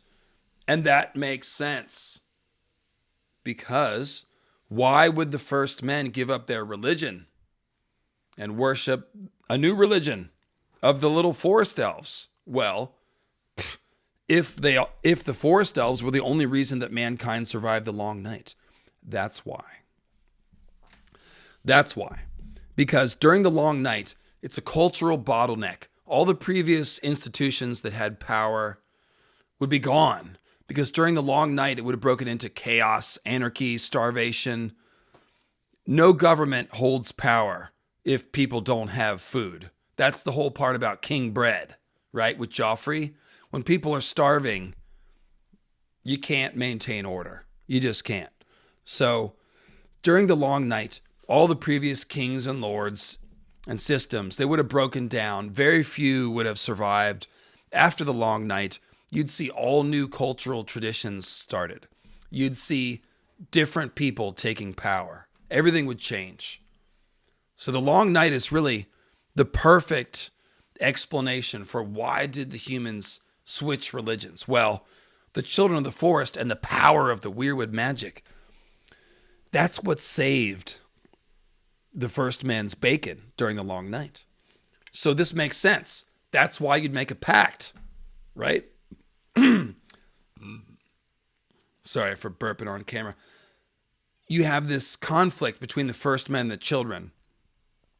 Then Azor Ahai seems to, according to me, steal the magic of the children, and he causes the long night. So then the surviving children and first men, they band together. They form a pact. The children help make the skin changer zombies. The skin changer zombies go and fight the battle, save the world, and there you go. So I just would bet $1 million that this is canon here.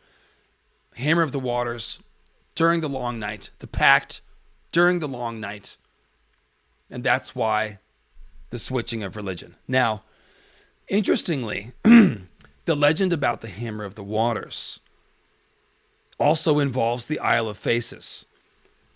So we've got these two different legends about the Isle of Faces that are very close to each other. The pact signing happens on the Isle of Faces, and the blood magic that calls down the hammer also supposedly happens on the Isle of Faces. Now, when the hammer is called down, supposedly it's children of the forest sacrificed to the weirwoods, or captive humans sacrificed to the weirwoods. When the pact is signed, all the trees are given faces. But giving trees faces probably involves blood magic and human sacrifice. So really, this could all be part of the same story. It could all be mixed up. But what you probably have is that a bunch of skin changers, green seers, and humans are killed, and the trees are given faces all at the same time. The pact is formed. The zombies are created, the green zombies. And this sacred order of green men that keeps watch over the weirwoods that was formed is the same thing as the Night's Watch. They're one and the same. They both watch over weirwoods. They both are formed by this pact during the long night. And it gets worse. So you look at these parallels. Again,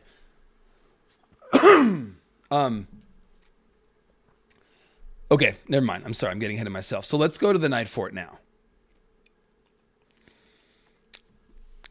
The Nightfort is built around the weirwood organism, almost certainly. In fact, all First Man castles are built around weirwoods.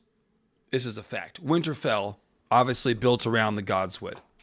Because, guys, to have a little forest in the middle of your castle, you've got to plan ahead for that.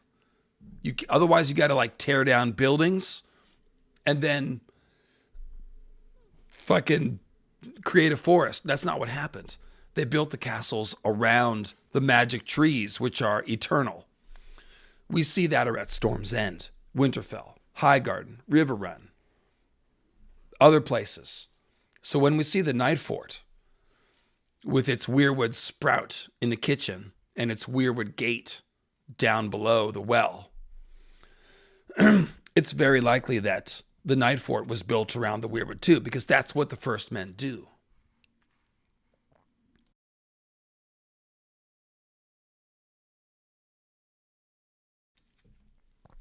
At Winterfell specifically, shit.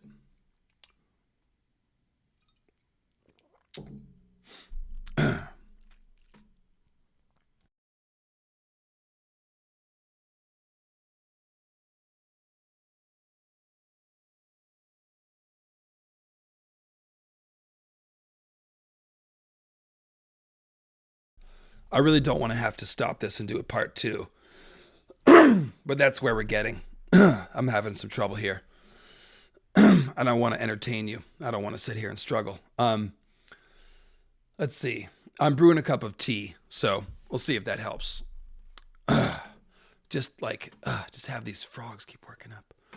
So, the First Men build their castles around weirwoods. The Nightfort has the weirdest weirwood of any castle, right? It's got the talking weirwood face. We don't see that anywhere else. We don't see it anywhere else. So that's really unique. The fact weirwoods are eternal. We've never seen a weirwood planted anywhere. Okay? We don't even know how that's done or if it's possible. We just know that they live forever unless disturbed. So the Night's Watch, the Nightfort rather, is said to be the oldest castle on the wall. But it might predate the wall because you'd need a castle to work from to build something like the wall, unless it was one wizard in one day and night that just did it like that. But if it's any sort of team of wizards or engineers or anything, you need a base of operations. And the fact that it's the oldest castle on the wall just means we don't really know how old it is. So what we've got here is a possibility that the Nightfort predates the wall. And if it was built around that weirwood, then that means the location of the Nightfort yes. Oh, mix the honey lemon and the Hennessy. Oh, I didn't think about that. That's interesting. Well, I'm just waiting for the water to hit the right temperature, and then I'm going to go pour my tea. So, actually, let me see. It's probably ready now. Let me go check.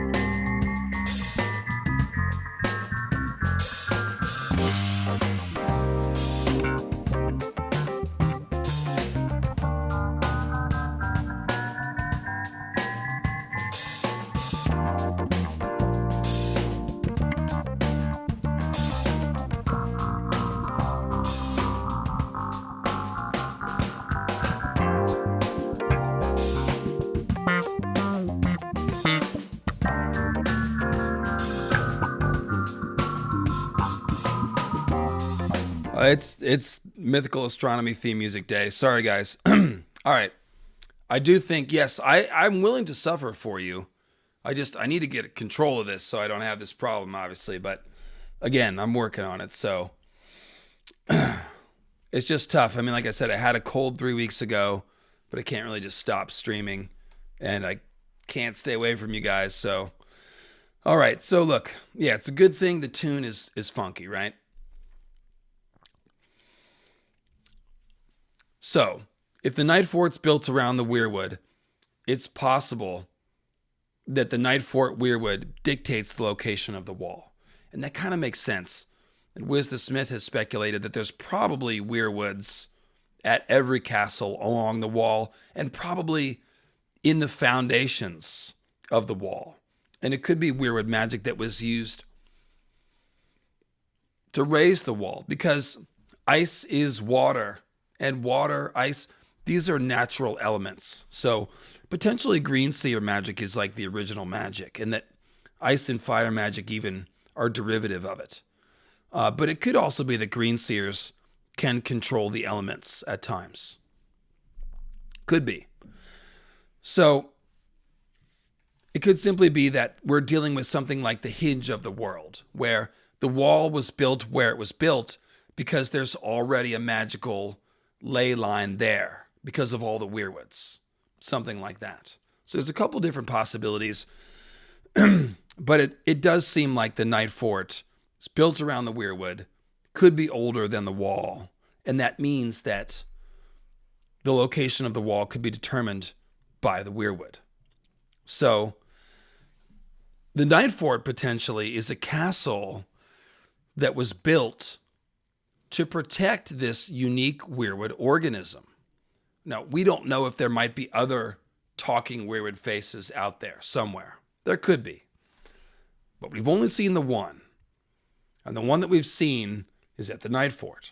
So, the oldest castle on the wall and this unique weirwood organism, it could be that that's actually the original thing here. Is that before the wall was built, before any White Walkers, before the Night's Queen, yeah, I'll see if I can talk quieter. It'll be ASMR. No, it doesn't really help. I need the medium volume is the one. So it could be that this castle was built to watch over this weirwood organism. Because guess what? Watching over weirwoods is something that we hear about on the Isle of Faces. And who was it that was watching over the weirwoods there? It was green men. So, was the Nightfort originally manned by green men? Which might, by the way, just mean first men who are recently descended from the green men and who have the skin changer magic. That could be what I'm talking about. Or it could be actual Cernuno folk, perhaps. Because again, the green men watch over the weirwoods on the Isle of Faces. So, who's watching over the weirwood here at the Nightfort? It could be green men. And in fact, I think it is. So, At the Nightfort, like I said, lots of Green Man clues. The 79 Sentinels, those dead leaves and the dead trees scuttling in that Bran chapter. The fact that Bran thinks Cold Hands is a Green Man. The fact that Cold Hands looks like a Green Man, riding elk, talking to ravens and shit. Okay.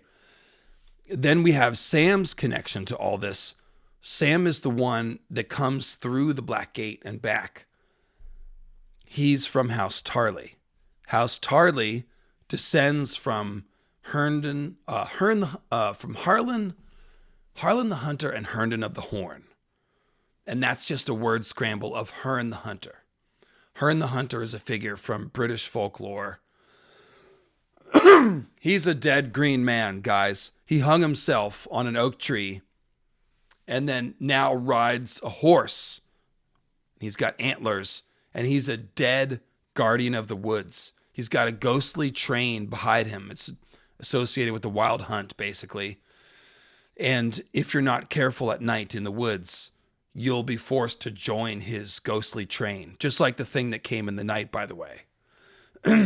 So, Herne the Hunter is a dead Green Man who guards the forest. That's Cold Hands. Cold Hands is Herne the Hunter. He's a dead person that guards the woods. And Cold Hands has that raspy voice, just like I do now, which kind of implies, and his face is covered. So a lot of people think maybe he was hung. Okay.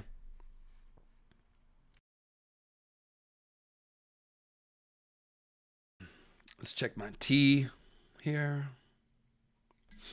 I'm going to add some honey to this bitch. Lots of honey. I would really like to finish the stream, and I appreciate your patience. Just like look at your phone or something while I'm doing this. Don't complain about dead air time. Television shows have commercials, okay? You know? It's like, look at your phone. Freaking hug your loved one. Just give me a second. I'll be right with you. I'm actually going to splash some cold water in here so I can drink this.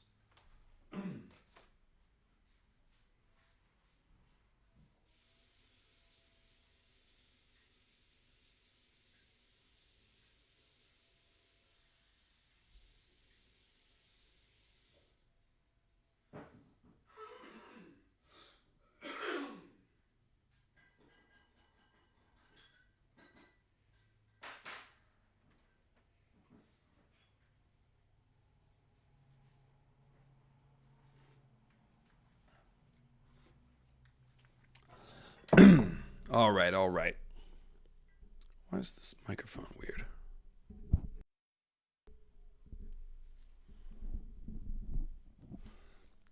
You guys, the sound has been appropriate, right? It hasn't been like messed up or anything.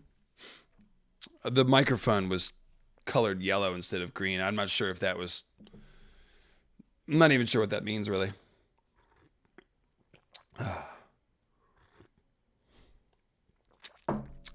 I'm hugging my mother, and I'm hugging my neighbor, and it's freaking him out.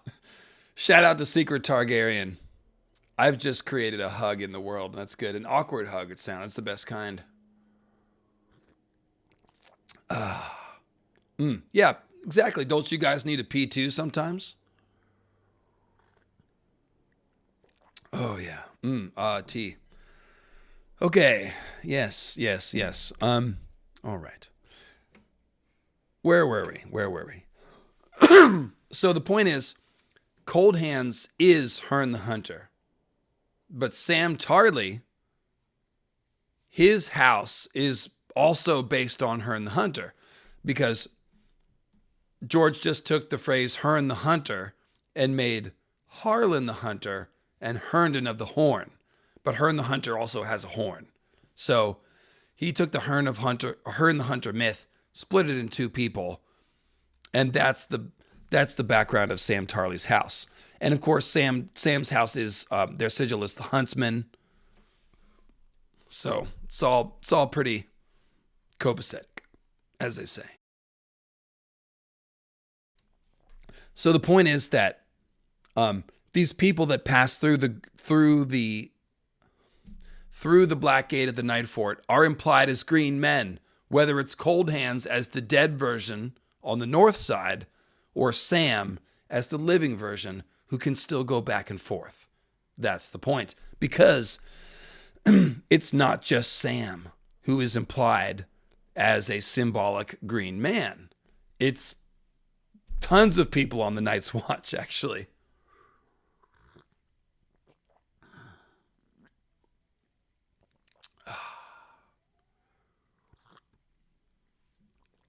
I'm going to stir my tea with my dab tool. Maybe I'll get a little CBD magic happening. Happy New Year, everyone. I'm going to put some more honey in this thing, too. At this point, I'm relaxed. I'm not even worried about it. It's one of them streams. We're chill.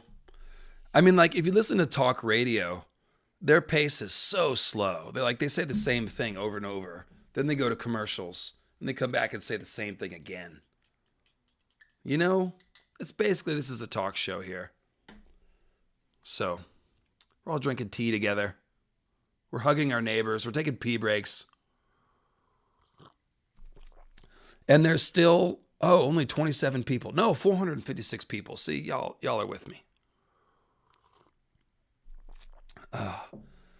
Elamella's really sneaking off to converse with the DMT elves. Shout out to the DMT elves. How did you hear about them? Wow, that's deep cut. So, the operators. So here's the thing. A lot of the names of the Night's Watchmen, Dabti, a lot of the names of the Night's Watchmen imply them as green men. But it's not just the names. It's the general idea of green boys joining the Watch, which is really thick. So it says, this is from A Game of Thrones, and this is when the initial class of the Watch graduates from green boys to watchmen, okay? So am I supposed to pour the Hennessy in the tea? How does that work? Or just like take a shot and chase it with tea?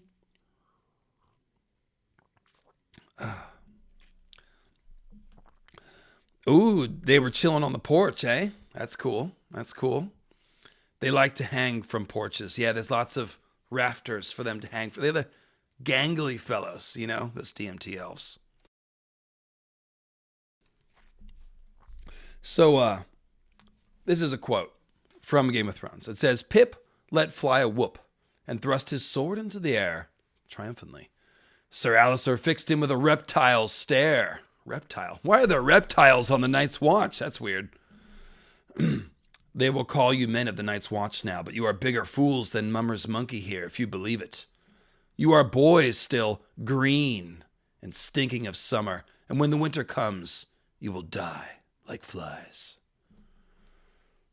Here's the thing, though. That's what we're talking about. Green men who, during the long night, die and become green zombies and Night's Watchmen. That's exactly what we're talking about. That's the whole thing spelled out. In the tea. Okay, so they say, we'll put it in the tea. It's the last bit that we got. This is interesting.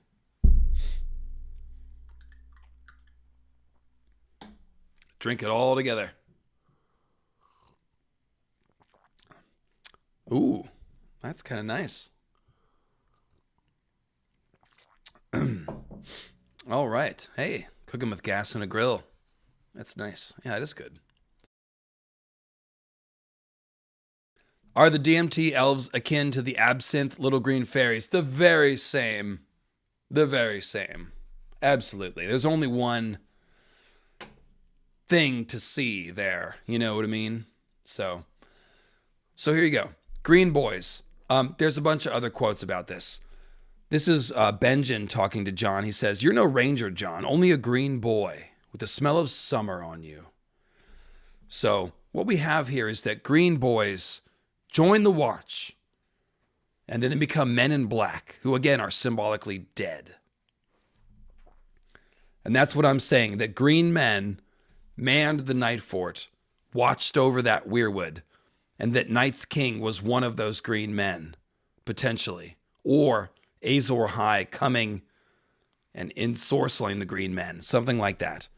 And essentially, that's what happened at the Nightfort, is that others were created, and then the Night's Watch was created afterwards. But I'll get to that. So the tunnel through the wall is implied as a tomb in many ways. And in order to swear their oaths to the Night's Watch and to go from green boys to men in black, they have to go through this tomb-like passage. They come out the other side, and then we get this quote. It says, "The woods fell silent. You knelt as boys." Bowen Marsh intones solemnly, "Rise now as men of the Night's Watch."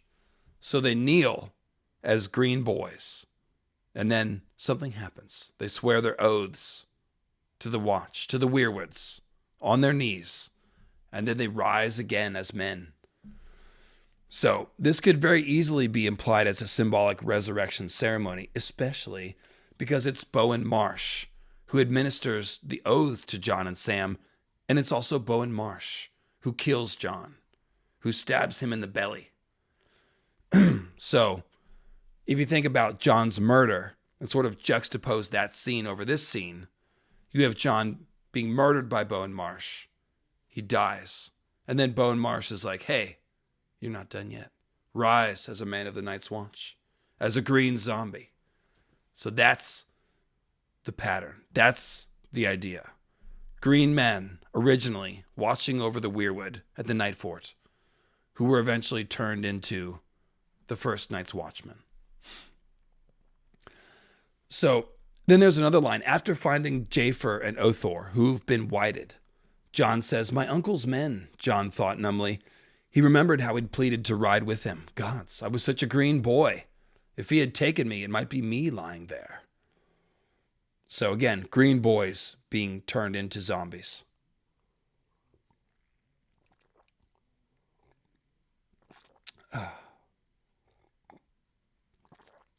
And we're most of the way through the script here. We're winding down. I mean, we're coming to the rousing conclusion. This tea is helping. It is. Okay, so Jon and the King of Winter. No. Green Rangers. This is where we turn over to the Long Night's Watch script. There's a nice picture of Patchface. God, that's disturbing. That's by Tyusiu. Tyusiu. That's hard to say. Okay, so we're getting down here. Saw Bloodraven there. The Green Rangers. So, first of all, there are 3 Garths on the Night's Watch. 3 of them. Garth of Old Town, Garth Greyfeather, and Garth Greenaway, whose names are amazing. So first of all, Greenaway is suggestive. Garth Greenaway, like think about that. It's a Garth whose green has been taken away. So this is a green man who's no longer green, meaning he's no longer lively, he's dead. A dead Garth on the Night's Watch. That's the idea. Then we've got Garth Greyfeather. Again, gray. A feather is something that you'd find on an animal, like a bird or whatever, but gray feather. So gray is the color of corpses. And also Jon uses gray goose feathers on his arrows. And Jon is, of course, going to be an undead skin changer Night's Watchman. Then Garth of Old Town is interesting because Old Town is where we find the Fewstone Fortress, which shows that Dragon Lords came to Westeros. It's also where you find Uthor of the High Tower and Maris the Maid. So Garth of Old Town could be implying a Garth that comes, again, that's tied to the Dragon Lords of the Great Empire of the Dawn. But the interesting thing is that Garth Greenaway was a mutineer. He was one of the ones, he actually helped kill Mormont.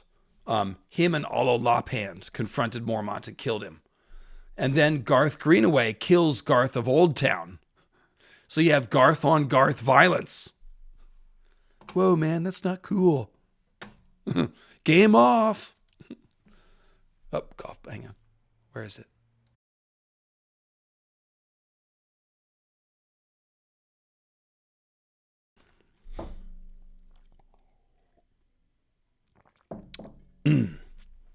Friends in Low Places. That's the song that's playing over the Craster's Keep mutiny. That's pretty good. So the important thing about Garth killing Garth is that this is a shout out to the Oak King and the Holly King, which is just a depiction of two green men, each associated with summer and winter respectively, killing each other as a depiction of the turning of the cycle of the season. So when winter ends, the Summer King is killing the Winter King, and then the Summer King reigns for 6 months, and the Winter King kills him, and then it's winter. So Garth's killing Garths. That's what that's about. And also, Renly and Stannis fight each other. That's the same idea.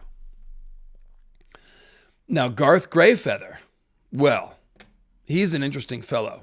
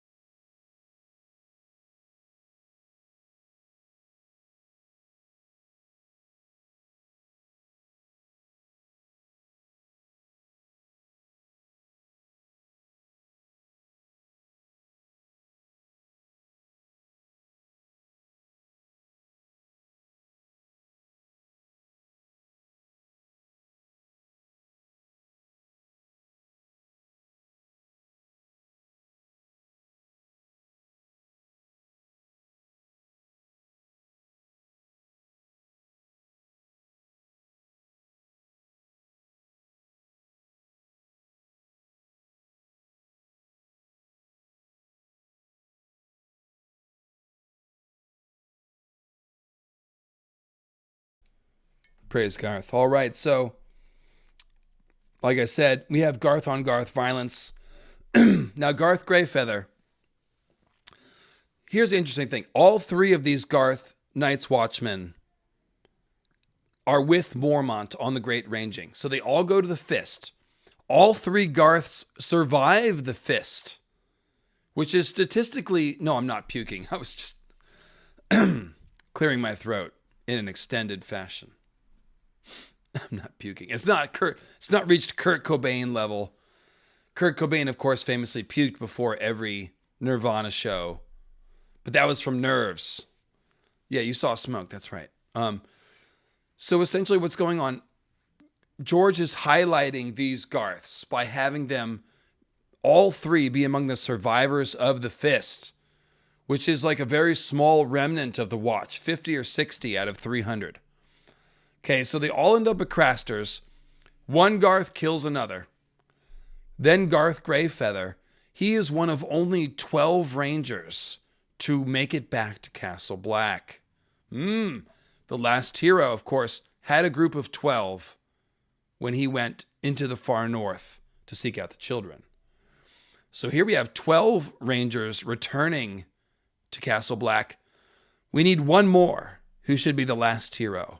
And who is the straggler ranger who returns to Castle Black to make the 13th and play the role of the last hero? Why?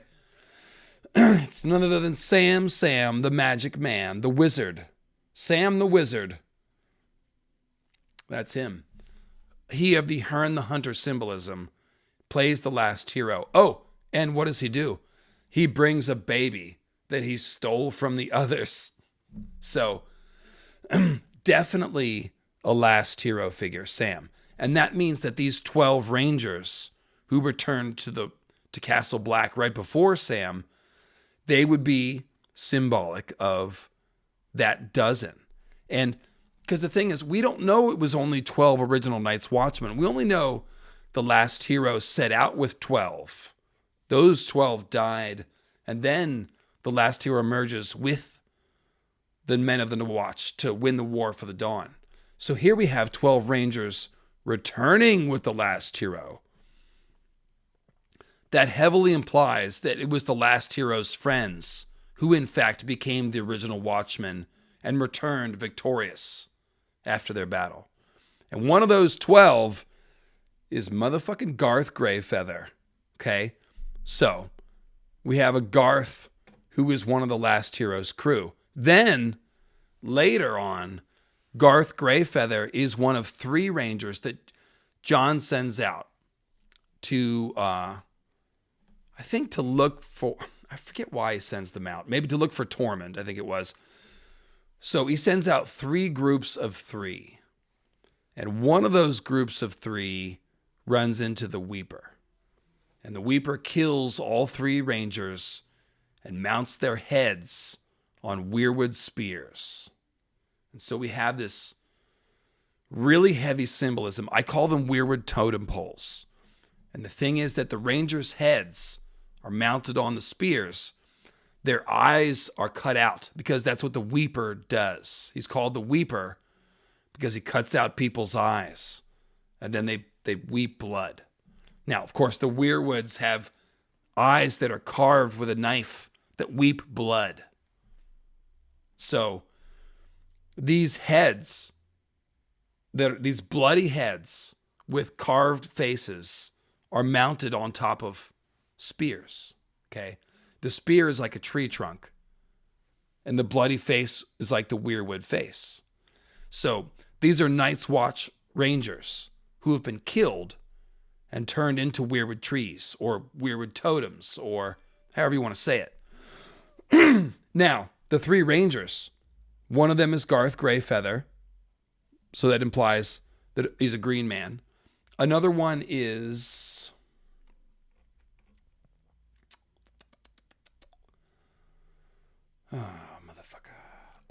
Blackjack Bulwer. Okay. House Bulwer is one of the original houses of the Reach, which claims descent from Garth the Green. And their sigil is a bull's head, because their Bulwer as in bulls. So a horned animal, the bull, who, like the elk, was used for ritual sacrifice. So we've got 2 horned people, Garth Greyfeather and Blackjack Bulwer. Also, Blackjack is important because Jack in the Green is another Green Man figure. The Jack in the Green is a figure who, Jack Frost, basically.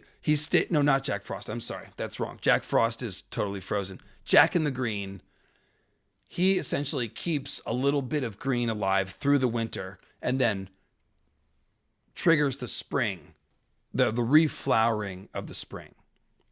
That's the Jack in the Green figure. John is a Jack in the Green figure. And of course, Jack, nickname for John. Shout out to my Uncle Jack Cribbs. Rest in peace. So, Jack in the Green. So, Blackjack Bulwer. A Blackjack is basically a dead Jack in the Green. Same thing as Garth Greyfeather. It's a dead Garth, a dead Jack in the Green. And then Bulwer gives you the Horned Lord and blood sacrifice symbolism. The 3rd Ranger is Harry Hal. And Harry Hal is just a version of the Wild Man of the Woods, who is a version of Cernunnos, the Green Man, the Wood Woes, whatever. It's all part of the same folklore. So you got 3 Green Man figures sacrificed and turned into weirwood totems. And that just tells you Night's Watchmen resurrected through the weirwoods. That's essentially the message. And one of them is a Garth. So, moving on to other Green Rangers. Besides the 3 Garths, Blackjack Bulwer, Harry Hal. That's 5.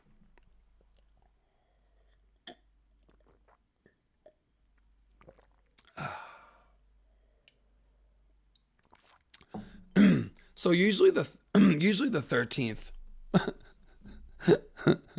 I'm that guy from The Simpsons. Hello.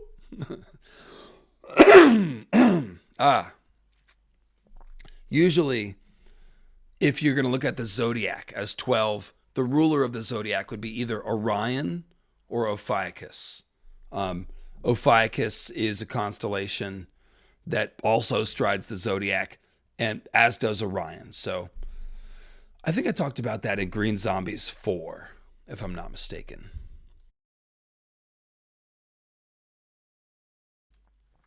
Let's see here. Okay, so moving on to other rangers.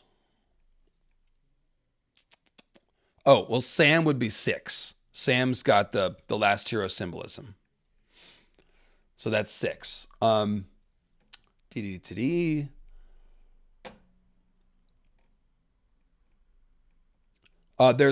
a ranger called Tom Barleycorn.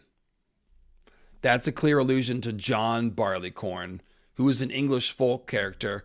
He doesn't have horns, but he is a corn king figure. So John Barleycorn, he's basically a personification of the cycle of the barley plant. So with his death and resurrection, it symbolizes the same thing. Nature hibernating during the winter, being reborn. It's just cycle of the seasons.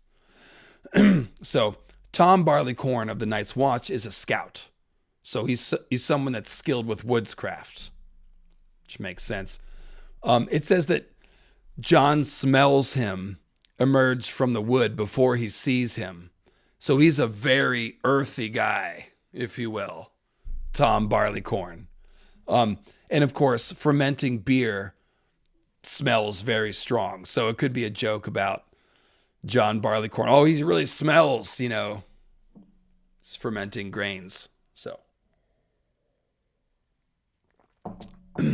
let's see.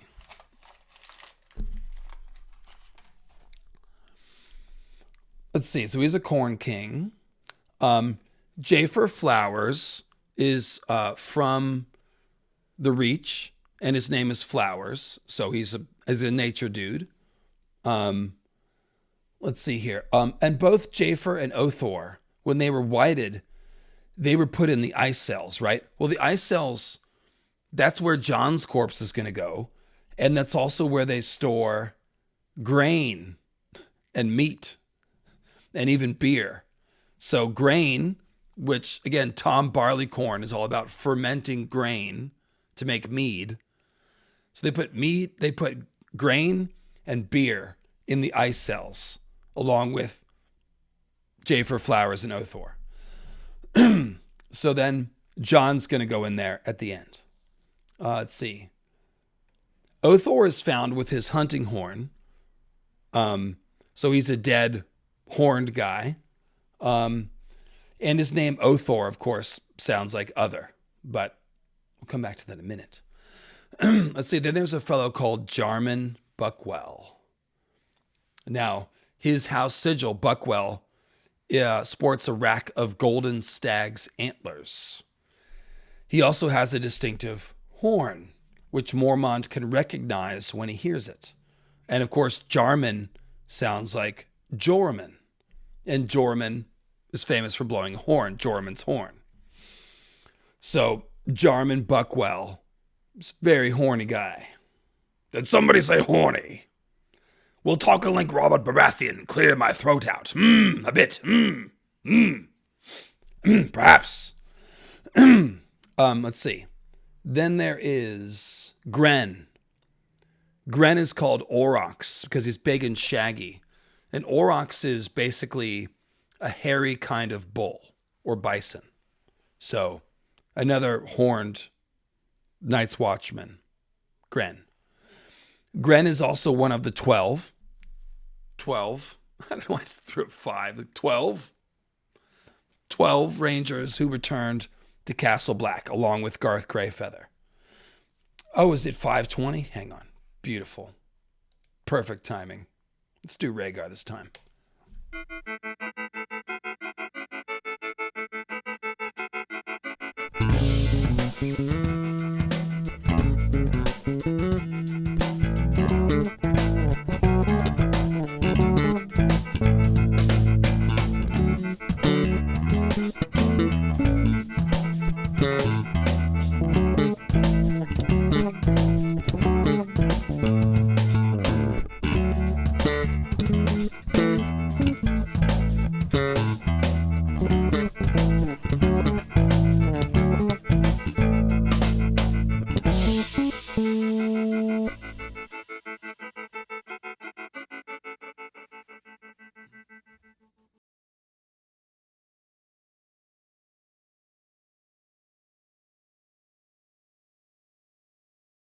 And we're back. Okay, so then we've got, let's see, Sir Winton Stout. Winton Stout comes from House Stout. They actually live at Barrowton. And Barrowton is where the Barrow King is buried. And he is associated with Garth. He might be the first king. Garth is the first king. The Barrow King also is supposed to be a giant.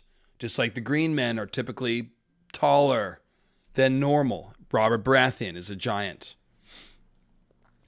So, yeah, Winton Stout. Winton, let's look this up real quick. And by the way, if you've sent in a PayPal question, I'm gonna get those before I go off. Winton, meaning name. Friends Farm. The name Winton is a boy's name of English origin meaning Friends Farm. Okay, this is why we bothered to look it up. Every time this is a great behind the scenes thing. When you do research into George Martin, it only gets worse. Like if you have a theory that's good and you do research, you just find more and more and more. And it's always in the names in the house sigils. There's no name in house sigil that doesn't have some second meaning. So Winton Stout. And a stout is a beer. So, right. So Winton, a friend's farm where we brew beer. So the farm is where we grow the grain and the barley and the hops to brew the beer, to make a stout. Just like Tom Barleycorn. These names aren't fucking accidents, guys. Like, look, don't doubt me here. Like, think about this. These aren't random names. 3 Garths, okay? Sam Tarley, who comes from a house that's ripped off from Herne the Hunter. None of this is coincidence. Tom Barleycorn, Gren the Aurochs, Winton Stout, who's from Barrowton. It's not just his name. He's from Barrowton, where we have the first king myth. More excited I get. This is helping. Maybe I just need to get really excited. Then we have Ulmer. He's formerly of the Kingswood Brotherhood. The Kingswood Brotherhood is basically a Robin Hood-like band. And the whole legend of Robin Hood comes from the Green Man, protector of the forest mythology. Robin Hood dresses in green and lives in the forest, right? Hashtag Team Smallfolk. Then in the appendix of A Clash of Kings, and this is how much research I did back in the day, George hid an Elrond. Not L. Ron Hubbard. Think Elrond of Rivendell, the ruler of Rivendell, of course, who's an elf. It's just as good as saying green man when you say elf. Lakia Watts, Squisher member, says, thanks for all you do. I stumbled on your channel 6 months ago and I'm catching up with your videos. And you love Cleo, as do we all. Cleo's at the Bird Hotel right now, by the way. That's why it's so quiet. Shh. Shh. Shout out Bjork. We're having a great riot here. So there's an Elrond in the appendix. He's not even named in the story. George literally is hiding clues about elves in the Night's Watch in the fucking appendix of A Clash of Kings. That's the kind of dude we're dealing with here. And if you've listened this long to the stream, you're being rewarded right now with this raw enthusiasm and hammering home of the points, I hope.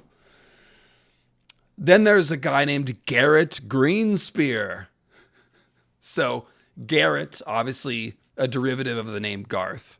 And a green spear is just a green man with a spear, which is what I'm saying the Night's Watch is. He's also a ranger. So the rangers are the ones who go out into the woods. Also Garrett, the ranger who was spooked by the others in the prologue and whom Ned executed at Winterfell in the 2nd chapter of the book. Garrett, also derivative of Garth. So the tradition in the Reach, by the way, is to name people after Garth. So you got Gareth, Garrett. There's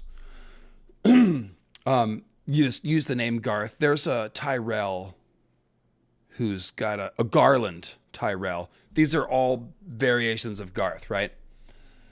So there's Garrett and Garrett. Then there's a ranger called Kedge White Eye. Now, White Eye, that's one blind eye. That reminds us of Bloodraven, who has one white eye. He's a green seer. Then there's somebody named Totter, who's known as Toad. But that reminds us of the frog people, the frogmen, the Cranogmen, who, of course, interbred with the children of the forest. And that's why they're short, and that's why they're called frogmen and frog eaters. So Toad. And Toad is obviously short himself, so he's kind of like a child of the forest, if you will. Then we have Daron, who's a singer, but of course the children of the forest are those who sing the song of earth, and Bran refers to the children as singers. He's also from the Reach, so he's a singer from the Reach. Toad also likes to sing.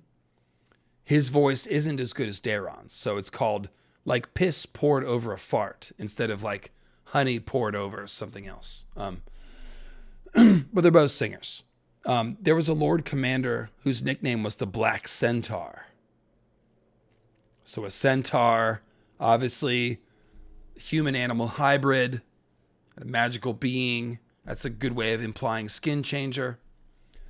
And the Black Centaur, just like Garth Greyfeather or Blackjack Bulwer, this is a dead version of that. Then we've got several Night's Watchmen who are associated with wood. Let me just scroll down so you can see what I'm reading. Sorry. Yeah, you could even say white, I like W-I-G-H-T. So several rangers associated with wood. Daiwen has wooden teeth. He's the one who says he can smell the whites coming on the fist. So he's got a little extra sense there. Then there's Leathers and Jax.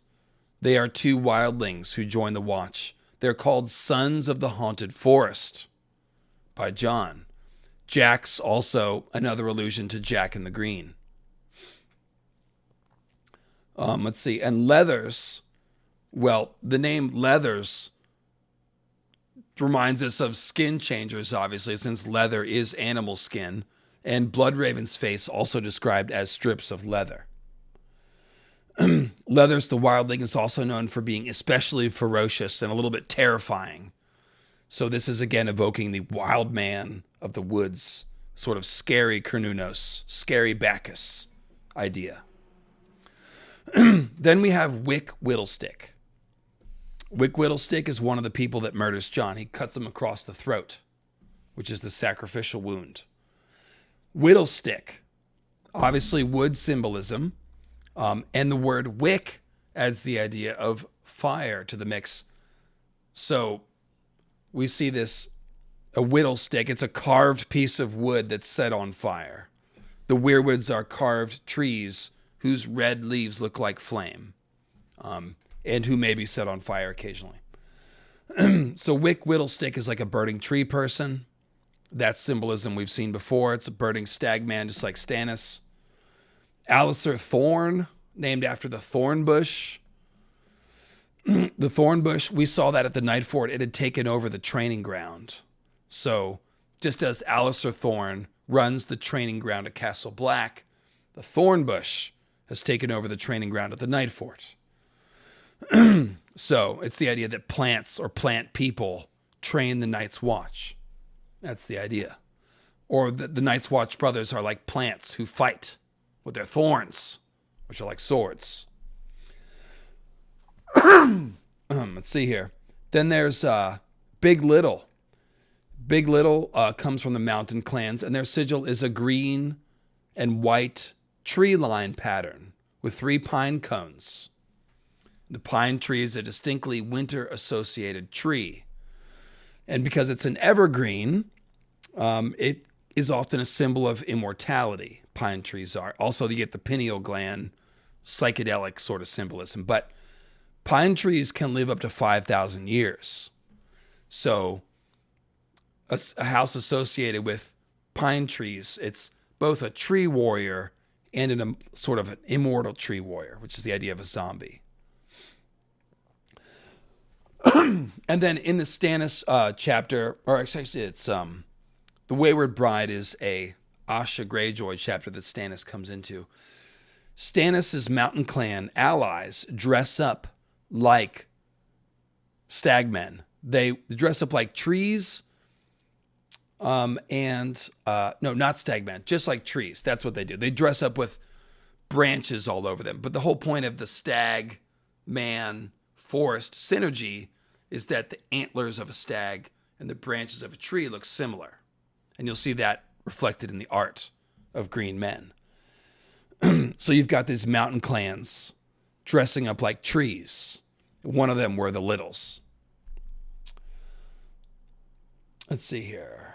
Then we've got Thorin Smallwood. Thorin Smallwood evokes a wooden person, obviously, and potentially a dwarven, a small wooden person, right? Well, Thorin is the name of one of the main dwarven kings or dwarf figures in the Lord of the Rings. So Thorin Smallwood, he's a small dwarf, a small wooden dwarf. It's the Children of the Forest, basically. A way to say Children of the Forest without saying it. The Smallwoods come from Acorn Hall. So Acorn Hall, it's the idea of living in a tree. When Arya's at Acorn Hall, she puts on an acorn dress and says, "I look like an oak tree." And Arya is a Child of the Forest character. She's the skinny squirrel. And when Bran sees a Child of the Forest, he calls it the Arya thing. So it looks like Arya.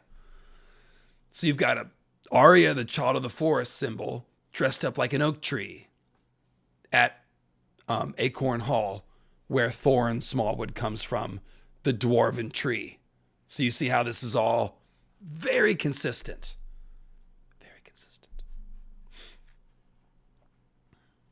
One second here.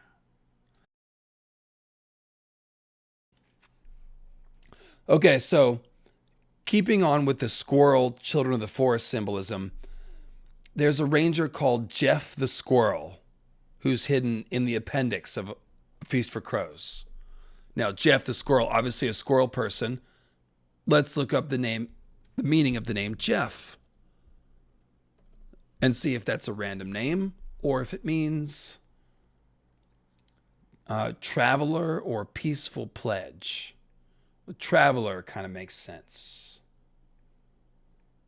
The name Jeff is a male name of English origin that means God, peace. That makes sense. God, yeah, from a Germanic compound Gouda, which means God. So God, peace, the squirrel. Okay. It's like, you can look into this as deep as you want. I've never looked up the name Jeff before. I just did that. But of course, its meaning has something to do with what we're talking about. Of course. So, Jeff the Squirrel. Then we've got Bedwick. Okay.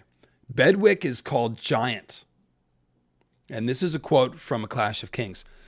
John heard a rustling from the red leaves above. So this is a weirwood tree. 2 branches parted, and he glimpsed a little man moving from limb to limb as easily as a squirrel. What's John seeing here? It sounds like a Children of the Forest, a squirrel man moving amongst the weirwood tree. No, it's not a squirrel man. It's Bedwick, who stood no more than 5 feet tall, but the gray streak in his hair showed his age. Oh, so he's old and gray, but he's a squirrel man. The other rangers called him Giant. Here's the thing.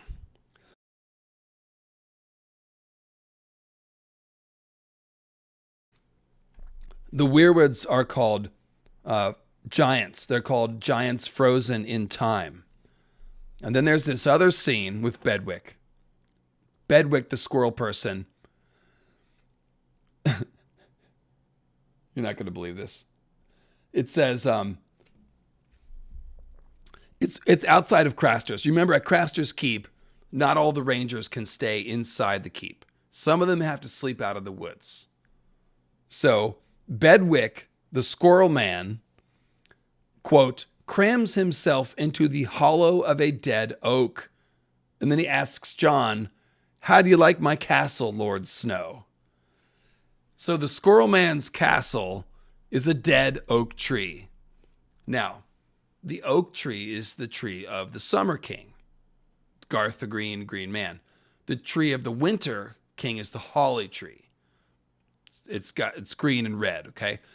In A Song of Ice and Fire, there's no holly trees. The weirwood is the winter tree. So you got oak tree for summer, and you find, remember, Garth the Green, his firstborn son, the first Garth Gardner, he sat on the oaken seat. It's a living wooden throne, but made of oak instead of weirwood. So there's a lot of clues that oak trees are magical in A Song of Ice and Fire. And we know through symbolism, they're associated with summer and the living. The weirwoods obviously look dead. They're bloody. They're bleeding, all associated with blood sacrifice. We find them mostly in the north. So they're the winter tree associated with the kings of winter, the Starks. So Bedwick is a squirrel man, but he's got gray hair. So implied as old, dead. And he lives inside of a dead oak tree, just as greenseers live in the weirwoods and the children of the forest live in weirwood caves. Finally, the name Bedwick. Think about it. Bedwick. A wick, like a candle, like wick whittlestick. So that's fire. And a bed. Well, where does Bedwick sleep? He sleeps in a tree. So we're right back to burning trees, which is the symbol of the fire of the gods. The weirwoods look like burning trees. The Grey King myth with the burning tree, etc., etc. Also, King of Winter as a dead green man who burns in the spring. So there, Bedwick. Also, Bedwick, one of the 12 who returned to Castle Black. So another of the last heroes' party is the Squirrel Man Bedwick. Oh, man. Good shit, right? It's good shit. I'm sorry about my voice, but material is pretty solid here. So what's the point of all this? The Night's Watchmen are implied as green men, children of the forest, squirrel people, meaning humans that have children of the forest blood, squirrel people, or green men people, who join the watch and then become dead skin changers, dead green men, like Cold Hands, who is like Herne the Hunter, who's a dead green man. Okay? The King of Winter, as you all probably and hopefully know, is a real folklore thing. He's a version of the Wicker Man. And the King of Winter tradition is you take your dead extra greenery from the harvest. So you harvest your corn off the stalk. You got the stalk left. You take those empty stalks and things, you weave them into a little man, 2 feet tall, 3 feet tall, just a little green man. You keep him through the winter. So all that green dies during the winter. By the springtime, it's dry, it's brown, it's ready to burn. And so at Beltane, you burn the King of Winter, and that ushers in the spring. So George named the Starks the Kings of Winter. And then we have John, who's going to become a fire white, a burning King of Winter, a dead green man, a dead skin changer, who's going to become a fire white, probably, and help bring the spring. So, he is the leader of the Night's Watch, and he is a dead green man. You see what I'm saying here? Dead skin changers, dead green man. That's the watch. So the piece that we were missing here is, where did the watch come from? They came from the green men, who were probably at the Nightfort watching over this super magical and unique weirwood. Just like the Isle of Faces is unique and requires its own watch, the Nightfort would also have been this unique weirwood place that needed a watch. But somehow the Night's King abominations happened there. So you have green men, a magical weirwood, ice magic priestess. And this is how we bring together these two theories about how the others were created. On one hand, the others look like children of Night's Queen, but the others also look like weirwood spirits. So here at the Nightfort, we've got the weirwood. We've got green men. We've got Night's King, a wizard, and Night's Queen. And so you can see how this would work. I can't say exactly how, but somehow this place of green men magic was defiled by Night's King and Queen and used and twisted and altered. Maybe defiled is too heavy a word, but this is where it all went down. And the key thing to realize here is this is not after the long night. This is not some weird little blip. This is the origin of everything. Now, lastly, like I said, John is implied as a king of winter. John has a recurring dream of the Winterfell crypts, where he is walking down to the lowest levels, and the kings of winter statues are glaring at him. Well, the worst version of this dream goes like this, and it comes in Game of Thrones, and it's right after John has found Jaefer and Othor, and he goes back to Castle Black, and this is right before he wakes and rescues Mormont from these wights who've since been activated. So in between that, he has this crypt dream, and it says, hang on a second.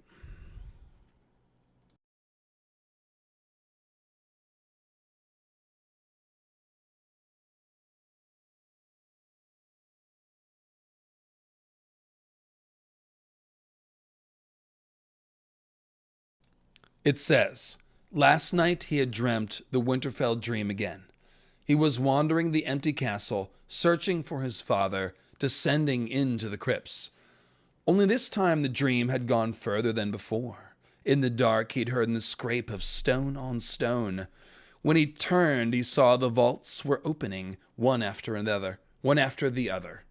As the dead kings came stumbling from their cold black graves, John had woken in pitch black, his heart hammering.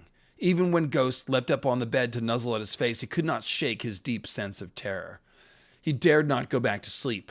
Instead, he climbed the wall and walked, restless, until he saw the light of the dawn off to the east. So this isn't before they wake. It's like the day before that happens, because it's right after they've brought those corpses back to the wall. But it is significant that after this dream, what does he do?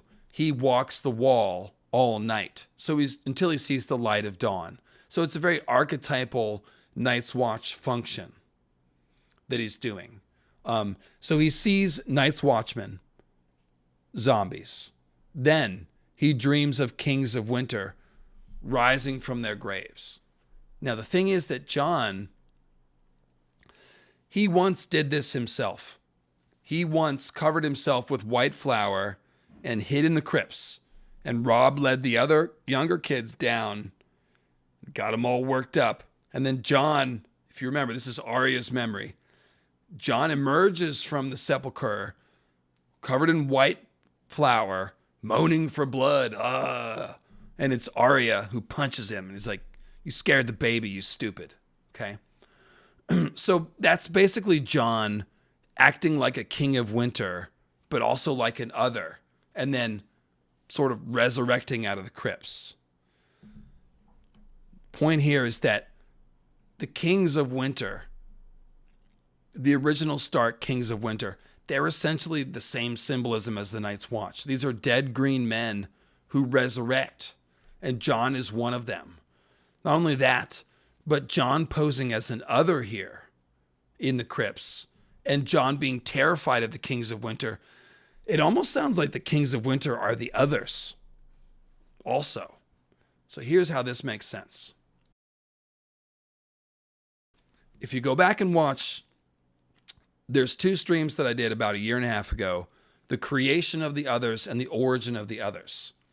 And those are basically chapter rereads where we went way deep into the symbolism. One of them was the chapter at Craster's Keep, where Gilly's baby is born. And if you remember that stream, it's a really interesting scene. Bannon, the Night's Watch Ranger, has frostbite, and he's freezing to death down in the lower level of the keep. In the loft, Gilly, at the same time, is giving birth to baby Monster, who of course will be given to the others. So at the same time, a Night's Watch Ranger is freezing to death. Think of the last hero's friend dying in the cold lands. An other baby is born. And then, a few minutes later, couple hours later, they burn Bannon's body on a pyre. And while they do that, they call out 13 Ranger names around the pyre, and Bannon's corpse appears to wake in the fire. The fire causes the body to contract, and it looks like he's sitting up and beating off the flames.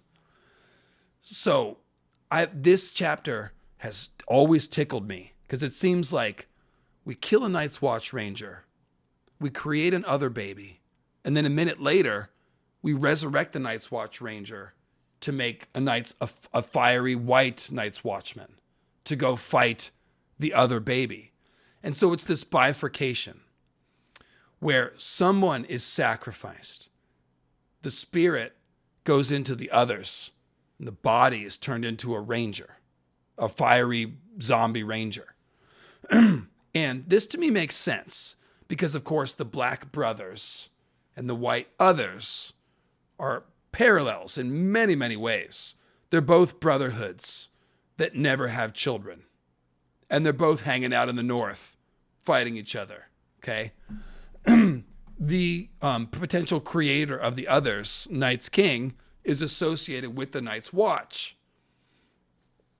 And when it says he bound his brothers with sorcery, this could also be something having to do with turning other of his brothers. Think about this. If Night's King is one of these green men at the Nightfort, pre-Long Night, pre-Wall, pre-Night's Watch, green men at the Nightfort, Night's King binds his brothers with strange sorceries. This would be essentially creating the others out of green men. So if Night's King is Azor Ahai, this is just what I've always said, Azor Ahai creating the others out of green men with strange and dark sorcery, using weirwood magic, and Night's Queen. So you see how this all comes together in a pretty specific way. We can't spell out the exact details, but you can see how it all comes together at this one place. So getting back to John. John, of course, when he's killed, his spirit goes into his wolf, and his body is cold in the snow. So we have a bifurcation happening that fits our template. If the others steal the body, but John's spirit is in his wolf, which is weirwood colored, then you can sort of see how that split is happening. It's sort of reversed with the corpse and the spirit. But the point is, like, we're getting a bifurcation where one half is an other warrior and the other half is tied to the weirwoods, which would be John and Ghost. So, and then John, of course, pretending to be an other in the crypts is another foreshadowing that the others will steal his body and that John's body will be otherized.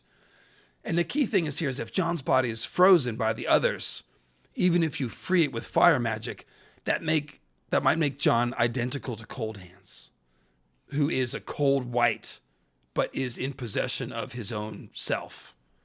So that's how John would be like Cold Hands. The body's frozen, but then freed from enchantment.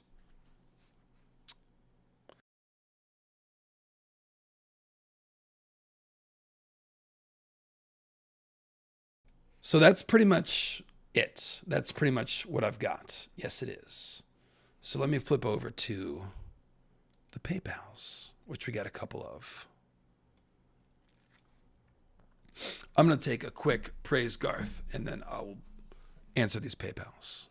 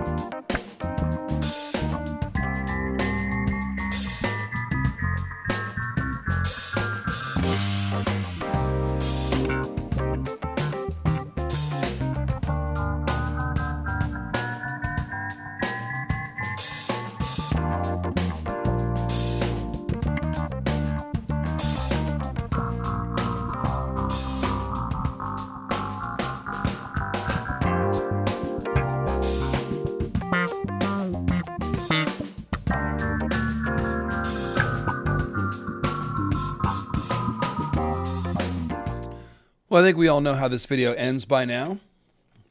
Sexy gray screen. Okay. PayPal questions. We've got a Happy New Year from Maurice. Thank you, Maurice. We've got Cheryl. Uniquely stellar. Her favorite tea is called Night Long, the throat coat by Traditional Medicinals. Oh, I used to use, I'm out of it. I need to get some more. It's been renamed in my household as throat goat. I've got throat goat. What does that mean? I've got no idea what that means. I'll have to look that up. All right, cool. Thank you very much. And then we've got Andrew. Happy New Year. Thank you. Here's a 420 contribution. Love the stream. Incessant tapping. Thank you, Incessant Tapping, a.k.a. Andrew. And let's see, Melinda. Happy New Year to the Myth fam. Okay, so no questions, just support for the channel.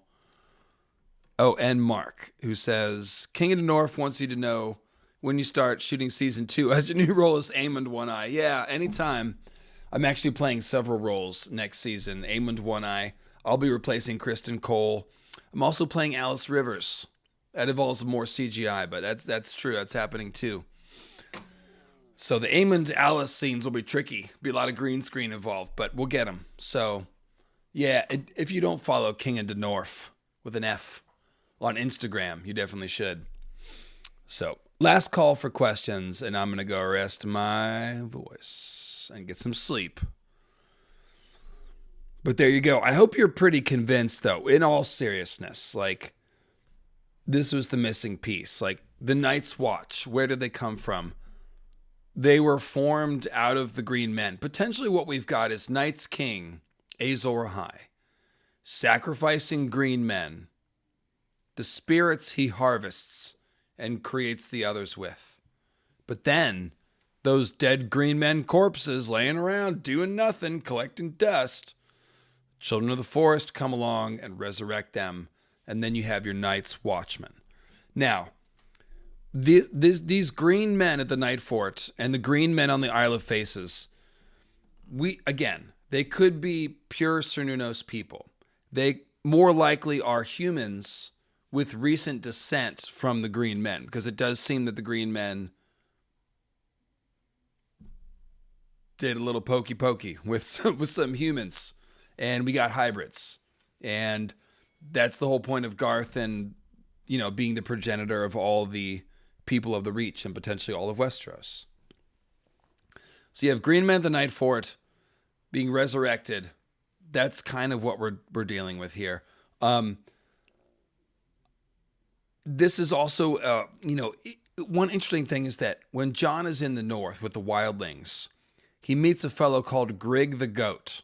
And of course, a goat person is a horned person, but he talks about the Green Men on the Isle of Faces. He wants to go south of the wall so that he can go see the Green Men on the Isle of Faces. It's very interesting that legends about the Green Men and the Isle of Faces survive north of the wall. That essentially implies that Green Men in ancient day left such a big impression that it is still remembered in the north. Well, it would make a lot more sense if Green Men were in the friggin' north, guarding the weirwoods there, as well as on the Isle of Faces. And that's what I'm suggesting. So, this is why all the Night's Watchmen are implied as dead Green Men. To be a dead Green Man, you have to first be a living Green Man. So, there it is. What was their purpose before the Long Night? Probably doing weirwood stuff, guarding the weirwoods, doing their magic. Not sure. I think the face carving in the weirwoods is a corruption, and I think that originally there wasn't face carving. I think the face carving is something that happened after Azor Ahai invaded the weirwood net, because the faces look tortured, and carving the tree is mean, so it feels like an invasion. Plus, inside, once you go in the weirwood net, you find a green seer hive mind, not the tree hive mind. So it feels like the trees have been scooped out of their own tree bodies, which is why they're white trees. They're like zombie trees That's what they look like. Blood and bone, like a zombie. The spirits of the trees are the others. I think that's what's going on. So check out Weir Walkers. Check out Ice Spiders. Check out The Secret Origins of the Green Men series. Check out Creation of the Others and Origins of the Others. And then check out Sacred Order of Green Zombies 1, 2, and 3. And you'll see all the sort of piecemeal research that goes behind everything I've said here. Now, as far as what they were doing at the Nightfort before then, who were they guarding it from? Potentially the Green Men would be guarding the weirwoods from the humans, so the humans couldn't use them, because that's what Azor Ahai did, is he stole the magic of the weirwoods and invaded them. So potentially they'd be preventing something like that. Or it could just be simply tending the tree in the way that the children of the forest do. Because again, the Green Men might just be the wood dancers who are the warriors of the children. All the children we see might be female. So that is one theory about the Green Men, is they're just the male children. They're definitely like a related species, if nothing else. So there you go. That's your theory. That's Sacred Order of Green Zombies 8. It was a little bit of a struggle, but I appreciate you guys joining me. I'd appreciate it if you'd like the video and leave a comment on your way out. And if you're into this stuff, like I said, lots of further watching to entertain you. All those videos I just mentioned. Weirwood Paste video, that's the Jojen paste. It's called Weirwood Paste is People. And that's my Jojen paste video.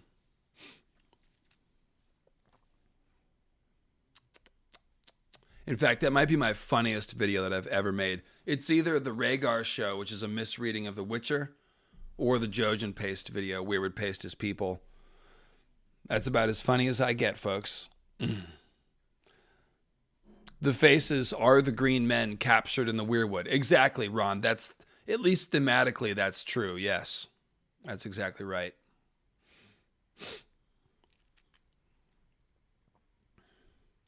So I'm just looking at the comments here.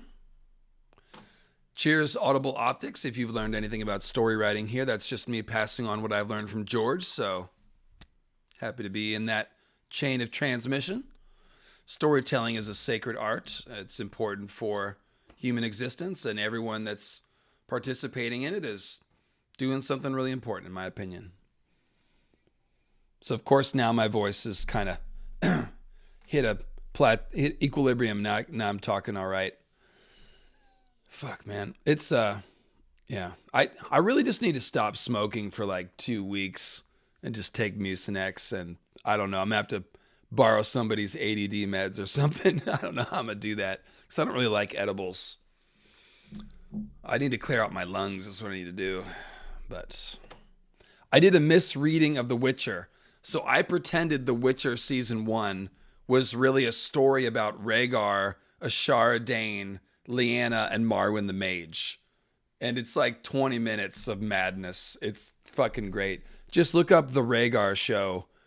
I laughed so hard making that video, I almost couldn't finish it. Maybe that's just not your humor, but if you share my humor, you're probably going to think it's pretty goddamn funny. So check that one out, The Rhaegar Show. I'm still mad that one didn't go viral. That's the emotion you're hearing in my voice. I was sure that was going to go viral, and it did not. Just, have I done a comparison of Knight's Queen and King to Hades and Persephone? No, not as such. But we've talked about Rhaegar and Lyanna as Hades and Persephone. And of course, Rhaegar and Lyanna are Knight's King and Queen parallel. So kind of, yeah. But it seems a little bit inverted, because it's like Persephone is the one that is a permanent resident of this other realm who is pulling Knight's King into it. But definitely a parallel there. I think the stronger parallels with Rhaegar and Lyanna. People cough when they're nervous. No, it's all about the congestion. When I talk, the little, tickles that are in there, they sort of work up or work loose, and then they get in a bad spot, and then like the timbre of my voice goes away. So that's why I cough. I'm like, sort of shake it loose, and then I get the voice back. So that's what's happening. I'm as cool as a cucumber. I just smoke a lot of weed. I've had luck supplementing with edibles to cut back and help my lungs heal. Yeah, I've just got to bite the bullet and do it, Chaz. I really do. I just have to find an edible that doesn't make me so queasy. So, but yes, I'm pleased to be with you. I'm a little frustrated, of course, when I struggle like that, but it's not a big deal as far as like, yeah, I'm happy to suffer a little bit for y'all. And yeah, I probably need to mix in more ginger. A little more ginger. So anyways, Green Men at the Nightfort. There it is. So there you go. I'm getting more tea advice than questions. So go ahead and wrap it up. But thanks for joining me.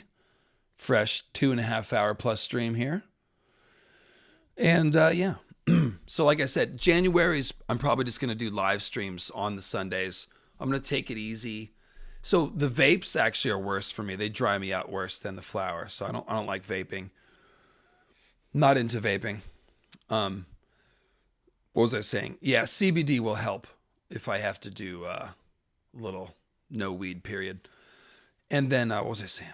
Fuck, I'm trying to talk about the show, guys. Oh yes, only doing live streams in January because January is the lowest by far ad revenue month for YouTube. So I'm going to chill a little bit in January. I'm going to plan some other material that I'll be bringing out in February. So every Sunday I'll be here. But other than that, there probably won't be produced videos in January. But I will see you next Sunday with Ertach Altanaz, famous fan artist. He did the cover of Rise of the Dragon, as well as a bunch of artwork in Rise of the Dragon. He's going to join me for a whole stream. We're going to go through a bunch of his artwork about endgame theories of A Song of Ice and Fire. So we're going to get into some pretty wild shit about the Crips, about the others. And yeah, so don't miss next Sunday. It's going to be pretty awesome. So there it is. Take care, guys. Happy New Year. And boy, that was a disappointing Michigan game. Ugh.